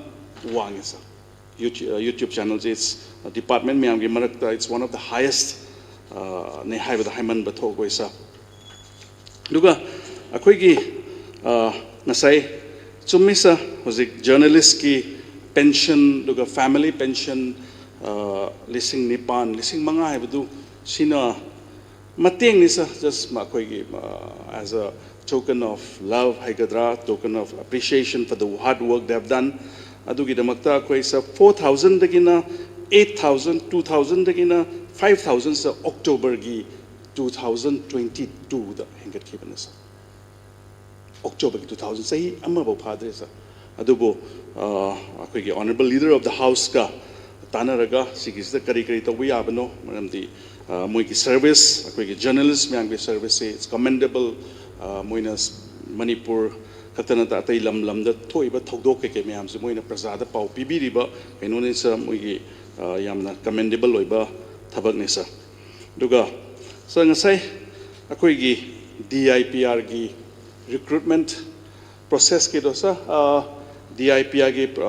magi interview ke loina loigre magi result se haidok na baida magta it's in the pipeline akoi honorable leader of the house ka akoi tanazaraga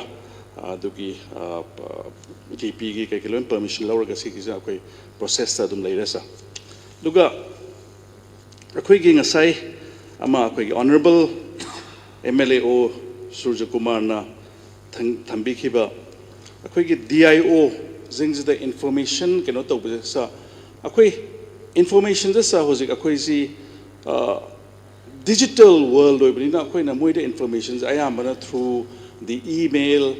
natraga WhatsApp sigi keno se platforms adum ayambana di pibra haidana khanjai in case any lacuna ke lermagade ayongta keno tawjake but this is important that it reaches so yamna makoi honorable MLA na pukhat pirak pa Manipur information center gi jesa so how gi ba session do koi honorable MLA na yamna concerned oina agi center do keno tawbuna ai isamak jaga do chacharuga yengjaru isa baba kharak sing mark to the ai staff sing juru kan interact tawi ai moida akoi adagi whatever songe information either through the digital li oigera natraga through whatever hard copies ke phangbra khotpra ina ai am thigalami ada mo manadi phange hane ngon thambire ada ai as a follow up ai director the request saruga muktan isamak song chapiru cho maramdi that information center is yamna maru eba information center ne khanjai aduna chatlaga kano tawraga so that hana kano lerambadu ke hena khara phagatna ba kamai lege khotke akoi gi aduma yengjan lucho haidana aina akoi instruct tawjabadagi akoi director na chatpiraga adum yam toina on a very regular basis haidana yam toina adum unaduna koi keno tawisa so ai adum haijabani whenever Delhi da satpa kanji da director anytime you go sigi mafam jidi always visit tawram sigi mafam visit tawram ga magi award pa kari no haidu yengbiu haidana ai thamjabane sa Luga akhoi DIPR gi website DIPR gi website se ai update tawbagi kenu se ai hojikta jo hamne akhoi gi website se update adum ai jodum yengba kan update tawbra haina khanba dai hojikta ai direct akhoi gi update si amta check tawbiyo hai kan DIPR gi website se di adum honor as per the news that's streaming in, as per the information that needs to be given, adum akhoi sigise update tawriyasa. Duga ama kenogi akhoi gi yamna ngasai habigi bedo certified journalist ki sigi regulations e akhoi gi amarom dhar tare akhoi gi YouTube channel natraga Facebook ta akhoi gi amana kanano amna eta self style journalist hai batare sisna tawraga pau piba sigise regulate tawbagi se yamna mathau sai taisa duga aduna akhoi sumai kanu tawdana any akhoina DIPR gi akhoina card ke piba kansida akhoina hojik tawrisi masagi credentials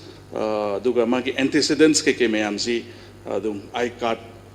piba akhoina recognize tawba card holders inse moiba phasna verify tawraga koi pizare banesa anna sigi akhoi other karene unwanted haibatare amarom da haragadi self style journalists we will also look into this matter. Luga ngasai advertisement bill gi matang da the honorable MLA na pukhat pirakpa advertisement bill gi matang da ngasai pet thamjagre ana sigi ngasai pet yamna concerned oina department sigi yamna concerned oina pukhat pirakpa point si adum ai wahai khadajina adum cover tawrabra haidana khanjai duga aduna sigi haipet sigisna haipet keno accept to biraga nasigi kat motion ji handok piu haidana ai thamjari sir. Thank you sir.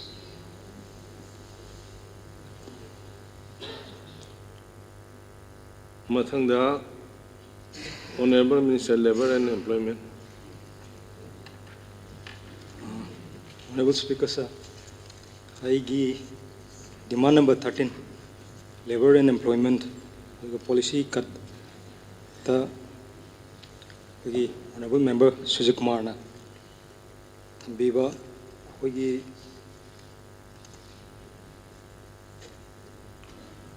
minimum wages act.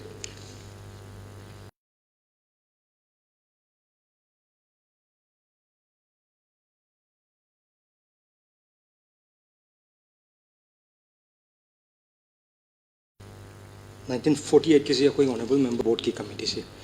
और advisory committee से form तो बस इधर कोई मतम खरा तो लाओ एक कहीं ना है तारगदी ममांग दे advisory board से इधर यावरम बा कोई honorable members खरा सु लाइव एक्टिव बतगी कोई कारक तबा अदुन मर मोर कांदा कोई board से form तो मतुंग दा कोई another कोई की लाइव department सिंग यदि members सिंग से कोई की अतो department में हमगी कोई head of department की कनो में हमसे याव बनी ना official में हमसे याव बनी ना मधु में हम तो तौर कांदा कोई की लाइरिबा कहीं रोहाई तारे कोई की daily basis ता तो वो था तो में हम दोगी कोई की collection data में हम लोग नरम होना बता कोई मतम घरा मायना चंगी बनी अदुना कोई already committee से form तौरे अदुगा लोइना ना कोई मरुइना कोई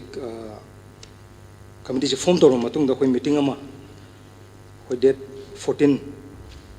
2023 की कोई 2 की इसलिए दा कोई meeting अमा फम मतुंग दा कोई price fix तौर न वाइना कोई लेबना बने तो price से fix तौर बसे कोई कहोगे economics and statistics directorate of economics and statistics का ताना जरकांदा कोई minimum wages की price fix तौर जमने अदुगा fix तौर मतुंग दा कोइना meeting जे फम मतुंग सिरे दा कोई लेरिबा member सिंग दगी price हैंगत निंबा सु अदुम यारक पाइ तारे अदुना कोइना price fix तौर मतम दसु कोई लेरिबा state कोई neighboring state हदी कोई northeast की neighboring state अदुगा major cities में हम गिसु कोई reference लौरगा price fix तौर निना मधुदा कोई लेरिबा member सिंग दगी सु हैंगत निंबा यावबा दगी हंदनिंबा यावबा कोई गिनि सिदी याना रक्तबदगी कोई another मतम मम लेप्से ना mine तौरगा fix it over the live and I might not sing. ꯑꯗꯨꯒ ꯂꯣꯏꯅꯅ ꯍꯧꯖꯤꯛꯀꯤ ꯑꯩꯈꯣꯏꯒꯤ ꯀꯔꯅꯥꯇꯀꯥ ꯑꯗꯒꯤ ꯍꯔꯤꯌꯥꯅꯥ ꯖꯃꯨ ꯍꯥꯏꯗꯅ ꯄꯟꯕꯤꯈꯤꯕꯗꯣ ꯃꯣꯏꯒꯤ ꯔꯦꯠꯁꯤꯒ ꯑꯗꯒꯤ ꯑꯃꯨꯛ ꯑꯩꯈꯣꯏꯒꯤ ꯃꯅꯤꯄꯨꯔꯒꯤ ꯔꯦꯠꯁꯤꯒ ꯑꯃꯨꯛ ꯆꯥꯡꯗꯝꯅꯕ ꯌꯥꯗꯕ ꯍꯥꯏꯇꯥꯔꯦ ꯍꯥꯏꯗꯤ ꯉꯁꯥꯏꯒꯤ ꯃꯦꯖꯔ ꯁꯤꯇꯤ ꯑꯩꯈꯣꯏ ꯒ꯭ꯔꯨꯞꯁꯦ ꯀꯦꯇꯦꯒꯣꯔꯤ ꯑꯦ ꯕꯤ ꯁꯤ ꯍꯥꯏꯗꯅ ꯑꯩꯈꯣꯏ ꯑꯗꯨꯃꯥꯏꯅ ꯈꯥꯏꯗꯣꯛꯑꯒ ꯂꯩꯕꯅꯤ ꯑꯗꯨꯅ ꯑꯩꯈꯣꯏꯒꯤ ꯃꯅꯤꯄꯨꯔꯁꯦ ꯑꯩꯈꯣꯏ ꯀꯦꯇꯦꯒꯣꯔꯤ ꯁꯤꯗ ꯂꯩꯕꯅ ꯃꯔꯝ ꯑꯣꯏꯔꯀꯥꯟꯗ ꯑꯗꯨꯒꯤ ꯀꯦꯇꯦꯒꯣꯔꯤꯗꯨꯗ ꯂꯥꯛꯄ ꯑꯗꯨꯅ ꯑꯩꯈꯣꯏꯒꯤ ꯃꯅꯤꯄꯨꯔꯒꯤ ꯍꯥꯟꯅ ꯂꯩꯖꯔꯝꯃꯤꯕ ꯔꯦꯠꯁꯤꯒ ꯆꯥꯡꯗꯝꯅꯕ ꯃꯇꯝꯗ ꯑꯩꯈꯣꯏꯒꯤ ꯁꯦ ꯐꯣꯔ ꯑꯦꯛꯖꯥꯝꯄꯜ ꯑꯩꯈꯣꯏꯒꯤ ꯅꯥꯒꯥꯂꯦꯟꯒ ꯆꯥꯡꯗꯝꯅꯕ ꯃꯇꯝꯗ ꯍꯧꯖꯤꯛ ꯑꯦꯛꯖꯤꯁꯇꯤꯡ ꯂꯩꯔꯤꯕ ꯔꯦꯠꯁꯤꯗꯒꯤꯁꯨ ꯅꯥꯒꯥꯂꯦꯟꯁꯤꯅꯁꯨ ꯍꯦꯟꯅ ꯍꯟꯊꯅꯁꯨ ꯂꯩꯔꯤ ꯑꯗꯨꯅ ꯑꯗꯨꯃꯥꯏꯅ ꯇꯧꯅꯗꯅ ꯑꯩꯈꯣꯏꯒꯤ ꯄ꯭ꯔꯥꯏꯁꯁꯦ ꯀꯩꯅꯣꯁꯤ ꯔꯦꯠꯁꯤ ꯑꯩꯈꯣꯏ ꯂꯩꯔꯤꯕ ꯃꯦꯝꯕꯔꯁꯤꯡꯗꯁꯨ ꯅꯣꯏꯒꯤ ꯀꯩꯅꯣꯗ ꯂꯦꯚꯦꯜꯗ ꯇꯥꯟꯅꯔꯒ ꯂꯥꯛꯄꯤꯌꯣ ꯑꯗꯨꯒ ꯑꯩꯈꯣꯏ ꯑꯃꯨꯛ ꯍꯟꯅ ꯑꯩꯈꯣꯏꯒꯤꯁꯨ ꯈꯟꯅꯔꯀꯥꯟꯗ ꯄ꯭ꯔꯥꯏꯁꯁꯦ ꯐꯤꯛꯁ ꯇꯧꯁꯦ ꯍꯥꯏꯗꯅ ꯑꯩ ꯑꯗꯨꯃꯥꯏꯅ ꯈꯟꯅꯔꯒ ꯌꯩꯊꯣꯛꯑꯒ ꯂꯩꯖꯕꯅꯦ ꯑꯗꯨꯅ ꯁꯨꯡꯁꯣꯏ ꯁꯣꯏꯗꯅ ꯑꯊꯨꯕ ꯃꯇꯝꯗ ꯑꯩꯈꯣꯏꯒꯤ ꯀꯩꯅꯣꯁꯦ ꯄ꯭ꯔꯥꯏꯁꯁꯦ ꯐꯤꯛꯁ ꯇꯧꯔꯒꯅꯤ ꯍꯥꯏꯗꯅ ꯑꯩ ꯑꯗꯨꯃꯥꯏꯅ ꯁꯦꯡꯗꯣꯛꯆꯒꯦ ꯑꯗꯨꯅ ꯀꯩꯁꯨꯁꯨ ꯌꯥꯝꯗꯕ ꯃꯥꯜꯂꯦ ꯁꯤ ꯑꯍꯨꯝ ꯈꯔꯁꯤ ꯊꯝꯕꯤꯔꯒ ꯑꯩꯒꯤ ꯄꯣꯂꯤꯁꯤ ꯀꯠꯁꯦ ꯑꯩ ꯑꯣꯅꯔꯦꯕꯜ ꯃꯦꯝꯕꯔꯅ ꯍꯟꯗꯣꯛꯄꯤꯌꯨ ꯍꯥꯏꯗꯅ ꯑꯩ ꯁꯨꯃꯥꯏꯅ ꯊꯝꯖꯒꯦ ꯑꯗꯨꯒ ꯂꯣꯏꯅꯅ ꯑꯩꯈꯣꯏꯒꯤ ꯑꯣꯅꯔꯦꯕꯜ ꯃꯦꯝꯕꯔ ꯑꯩꯒꯤ ꯏꯌꯥꯝꯕ ꯂꯣꯀꯦꯁꯣꯔꯅ ꯊꯝꯕꯤꯕ ꯑꯩ ꯃꯃꯥꯡꯗꯁꯨ ꯃꯁꯤ ꯑꯃꯨꯛ ꯄꯨꯊꯣꯛꯑꯒ ꯅꯩꯅꯈ꯭ꯔꯕꯅꯤ ꯑꯩꯈꯣꯏ ꯂꯦꯕꯔ ꯗꯤꯄꯥꯔꯠꯃꯦꯟꯅ ꯑꯩꯈꯣꯏ ꯕꯦꯅꯤꯐꯤꯁꯔꯤ ꯁ꯭ꯀꯤꯝ ꯄꯤꯕ ꯈꯣꯠꯄ ꯑꯃ ꯑꯩꯈꯣꯏ ꯂꯦꯕꯔ ꯗꯤꯄꯥꯔꯠꯃꯦꯟꯒꯤꯗꯤ ꯂꯩꯇꯦ ꯑꯗꯨꯕꯨ ꯂꯦꯕꯔ ꯗꯤꯄꯥꯔꯠꯃꯦꯟꯠꯀꯤ ꯃꯈꯥꯗ ꯑꯩꯈꯣꯏꯒꯤ ꯀꯩꯅꯣ ꯑꯃ ꯑꯣꯏꯅ ꯑꯣꯇꯣꯅꯣꯃꯁ ꯕꯣꯗꯤ ꯑꯃ ꯑꯣꯏꯅ ꯑꯩꯈꯣꯏ Manipur building and other construction workers welfare board ꯍꯥꯏꯗꯅ ꯕꯣꯔꯗ ꯑꯃ ꯂꯩ ꯕꯣꯔꯗꯁꯤꯒꯤ ꯃꯈꯥꯗ ꯑꯩꯈꯣꯏꯒꯤ ꯕꯣꯔꯗꯁꯤꯅ ꯇꯧꯔꯤꯁꯤ ꯑꯩꯈꯣꯏꯒꯤ ꯂꯦꯕꯔ CS 1% ꯀꯂꯦꯛꯁꯟ ꯇꯧꯔꯕ ꯃꯇꯨꯡꯗ ꯂꯦꯕꯔ ꯋꯦꯜꯐꯤꯌꯔꯒꯤꯗꯃꯛꯇ ꯑꯩꯈꯣꯏꯅ ꯃꯁꯤꯒꯤ ꯁ꯭ꯀꯤꯝ ꯃꯌꯥꯝ ꯑꯃ ꯑꯗꯨꯒ ꯕꯦꯅꯤꯐꯤꯁꯔꯤꯒꯤ ꯄ꯭ꯔꯣꯒ꯭ꯔꯥꯝ ꯃꯌꯥꯝ ꯑꯃ ꯄꯥꯏꯈꯠꯂꯦ ꯑꯩꯈꯣ ꯍꯟꯗꯛꯇ ꯏꯀꯨꯏ ꯀꯨꯏꯗꯅ ꯍꯥꯏꯇꯥꯔꯦ ꯑꯩꯈꯣꯏꯒꯤ ꯑꯣꯅꯔꯦꯕꯜ ꯂꯤꯗꯔ ꯑꯣꯐ ꯗ ꯍꯥꯎꯁꯀ ꯇꯧꯔꯀꯥꯟꯗ ꯌꯥꯝꯅ ꯑꯆꯧꯕ ꯑꯗꯨꯒꯨꯝꯕ ꯃꯦꯒꯥ ꯕꯦꯅꯤꯐꯤꯁꯔꯤꯁꯤꯡꯗ ꯂꯦꯕꯔꯁꯤꯡꯗ ꯌꯦꯟꯊꯣꯛꯄꯒꯤ ꯑꯗꯨꯒꯨꯝꯕ ꯑꯆꯧꯕ ꯏꯚꯦꯟ ꯑꯃ ꯑꯩꯈꯣꯏ ꯄꯥꯡꯊꯣꯛꯆꯈꯤ ꯃꯗꯨ ꯆꯥꯎꯔꯥꯛꯅ ꯃꯤ 6,000ꯒꯨꯝꯕ ꯕꯦꯅꯤꯐꯤꯁꯔꯤ ꯇꯤꯜꯂꯦ ꯑꯗꯨ ꯌꯥꯝꯅ ꯑꯆꯧꯕ ꯌꯥꯝꯅ ꯀꯩꯅꯣ ꯑꯣꯏꯕ ꯌꯥꯝ ꯁꯛꯁꯦꯁꯐꯨꯜ ꯑꯣꯏꯕ ꯑꯗꯨꯒꯨꯝꯕ ꯀꯩꯅꯣꯒꯤ ꯄ꯭ꯔꯣꯒ꯭ꯔꯥꯝ ꯑꯃꯈꯛ ꯑꯣꯏꯈꯤ ꯍꯥꯏꯅ ꯑꯗꯨꯃꯥꯏꯅ ꯊꯝꯖꯒꯦ ꯑꯗꯨꯒ ꯃꯔꯨꯑꯣꯏꯅ ꯑꯩꯈꯣꯏꯒꯤ ꯍꯥꯏꯔꯤꯕ ꯑꯩ ꯀꯩꯅꯣꯁꯤꯁꯨ ꯍꯥꯏꯔꯤꯕ ꯕꯣꯔꯗꯁꯤꯁꯨ ꯑꯩ ꯏꯁꯥꯃꯛ ꯃꯃꯥꯡꯗꯁꯨ ꯆꯤꯌꯔꯃꯦꯟ ꯑꯣꯏꯖꯔꯝꯕꯅꯤ ꯑꯗꯨꯅ ꯑꯩ ꯃꯁꯤꯒꯤ ꯈꯤꯇꯪ ꯀꯩꯅꯣ ꯇꯧꯖꯕꯗ ꯍꯥꯏꯂꯥꯏꯠ ꯇꯧꯖꯕꯗ ꯑꯩꯈꯣꯏꯒꯤ ꯍꯥꯏꯔꯤꯕ ꯀꯩꯅꯣꯁꯤꯒꯤ ꯁꯤꯗꯩꯗ ꯄꯤꯔꯤꯕ ꯑꯩꯈꯣꯏꯒꯤ ꯁ꯭ꯀꯤꯝꯁꯤꯡ ꯍꯥꯏꯇꯥꯔꯦ ꯁꯤꯗꯩꯗ assistance four education of children ꯍꯥꯏꯗꯤ ꯉꯁꯥꯏꯒꯤ ꯂꯦꯕꯔ ꯀꯥꯔꯗ ꯄꯥꯏꯔꯤꯕ ꯂꯦꯕꯔꯁꯤꯡꯗꯨꯒꯤ ꯃꯆꯥꯁꯤꯡꯒꯤꯗꯃꯛꯇ ꯑꯩꯈꯣꯏꯒꯤ ꯏꯖꯨꯀꯦꯁꯅꯦꯜ ꯕꯦꯅꯤꯐꯤꯠ ꯑꯗꯒꯤ ꯃꯦꯇꯔꯅꯤꯇꯤ ꯑꯗꯨꯒ ꯃꯦꯗꯤꯀꯦꯜ ꯇ꯭ꯔꯤꯠꯃꯦꯟ ꯕꯦꯅꯤꯐꯤꯠ ꯑꯗꯨꯒ ꯑꯦꯛꯁꯤꯗꯦꯟꯠꯀꯤ ꯕꯦꯅꯤꯐꯤꯠ ꯑꯗꯨꯒ ꯁ꯭ꯀꯤꯜ ꯗꯦꯕꯂꯞꯃꯦꯟꯠꯀꯤ ꯇ꯭ꯔꯦꯅꯤꯡ ꯑꯁꯤꯒꯨꯝꯕ ꯄ꯭ꯔꯣꯒ꯭ꯔꯥꯝ ꯃꯌꯥꯝ ꯑꯃ ꯑꯩꯈꯣꯏ ꯄꯥꯏꯈꯠꯂꯦ ꯍꯥꯏꯗꯅ ꯑꯩ ꯑꯗꯨꯃꯥꯏꯅ ꯊꯝꯖꯒꯦ ꯑꯗꯨꯒ ꯑꯩꯈꯣꯏꯒꯤ ꯀꯩꯅꯣꯁꯤ ꯃꯔꯨꯑꯣꯏꯅ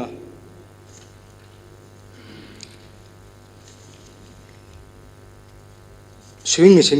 ꯃꯦꯆꯤꯟꯒꯤꯁꯤ ꯑꯩꯈꯣꯏ ꯑꯗꯨꯝ ꯇꯥꯏꯝ ꯇꯨ ꯇꯥꯏꯝ ꯑꯩꯈꯣꯏꯒꯤ ꯆꯤꯌꯔꯄꯔꯁꯟꯅ ꯑꯗꯨꯝ ꯕꯦꯅꯤꯐꯤꯁꯔꯤꯁꯤꯡꯗ ꯑꯗꯨꯝ ꯄꯤꯔꯒ ꯂꯥꯛꯄꯅꯤ ꯑꯣꯅꯔꯦꯕꯜ ꯃꯦꯝꯕꯔꯅ ꯀꯔꯤꯒꯨꯝꯕ ꯆꯦꯗꯨ ꯊꯥꯒꯠꯄꯤꯈꯤꯕ ꯂꯩꯇꯥꯔꯒꯗꯤ ꯃꯗꯨ ꯁꯨꯡꯁꯣꯏ ꯁꯣꯏꯗꯅ ꯑꯗꯨꯝ ꯔꯨꯜꯗꯨꯒꯤ ꯃꯇꯨꯡ ꯏꯟꯅ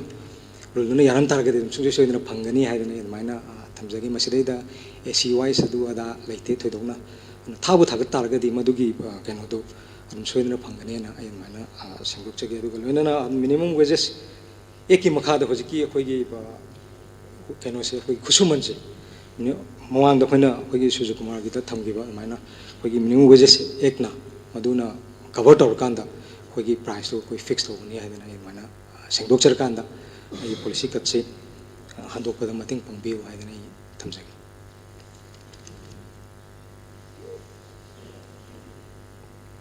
ꯍꯧꯖꯤꯛ ꯍꯥꯎꯁ ꯑꯁꯤ ꯅꯨꯡꯊꯤꯟꯒꯤ ꯄꯨꯡ 2 ꯐꯥꯎꯕ ꯑꯦꯗꯖꯣꯔꯟ ꯇꯧꯖꯩ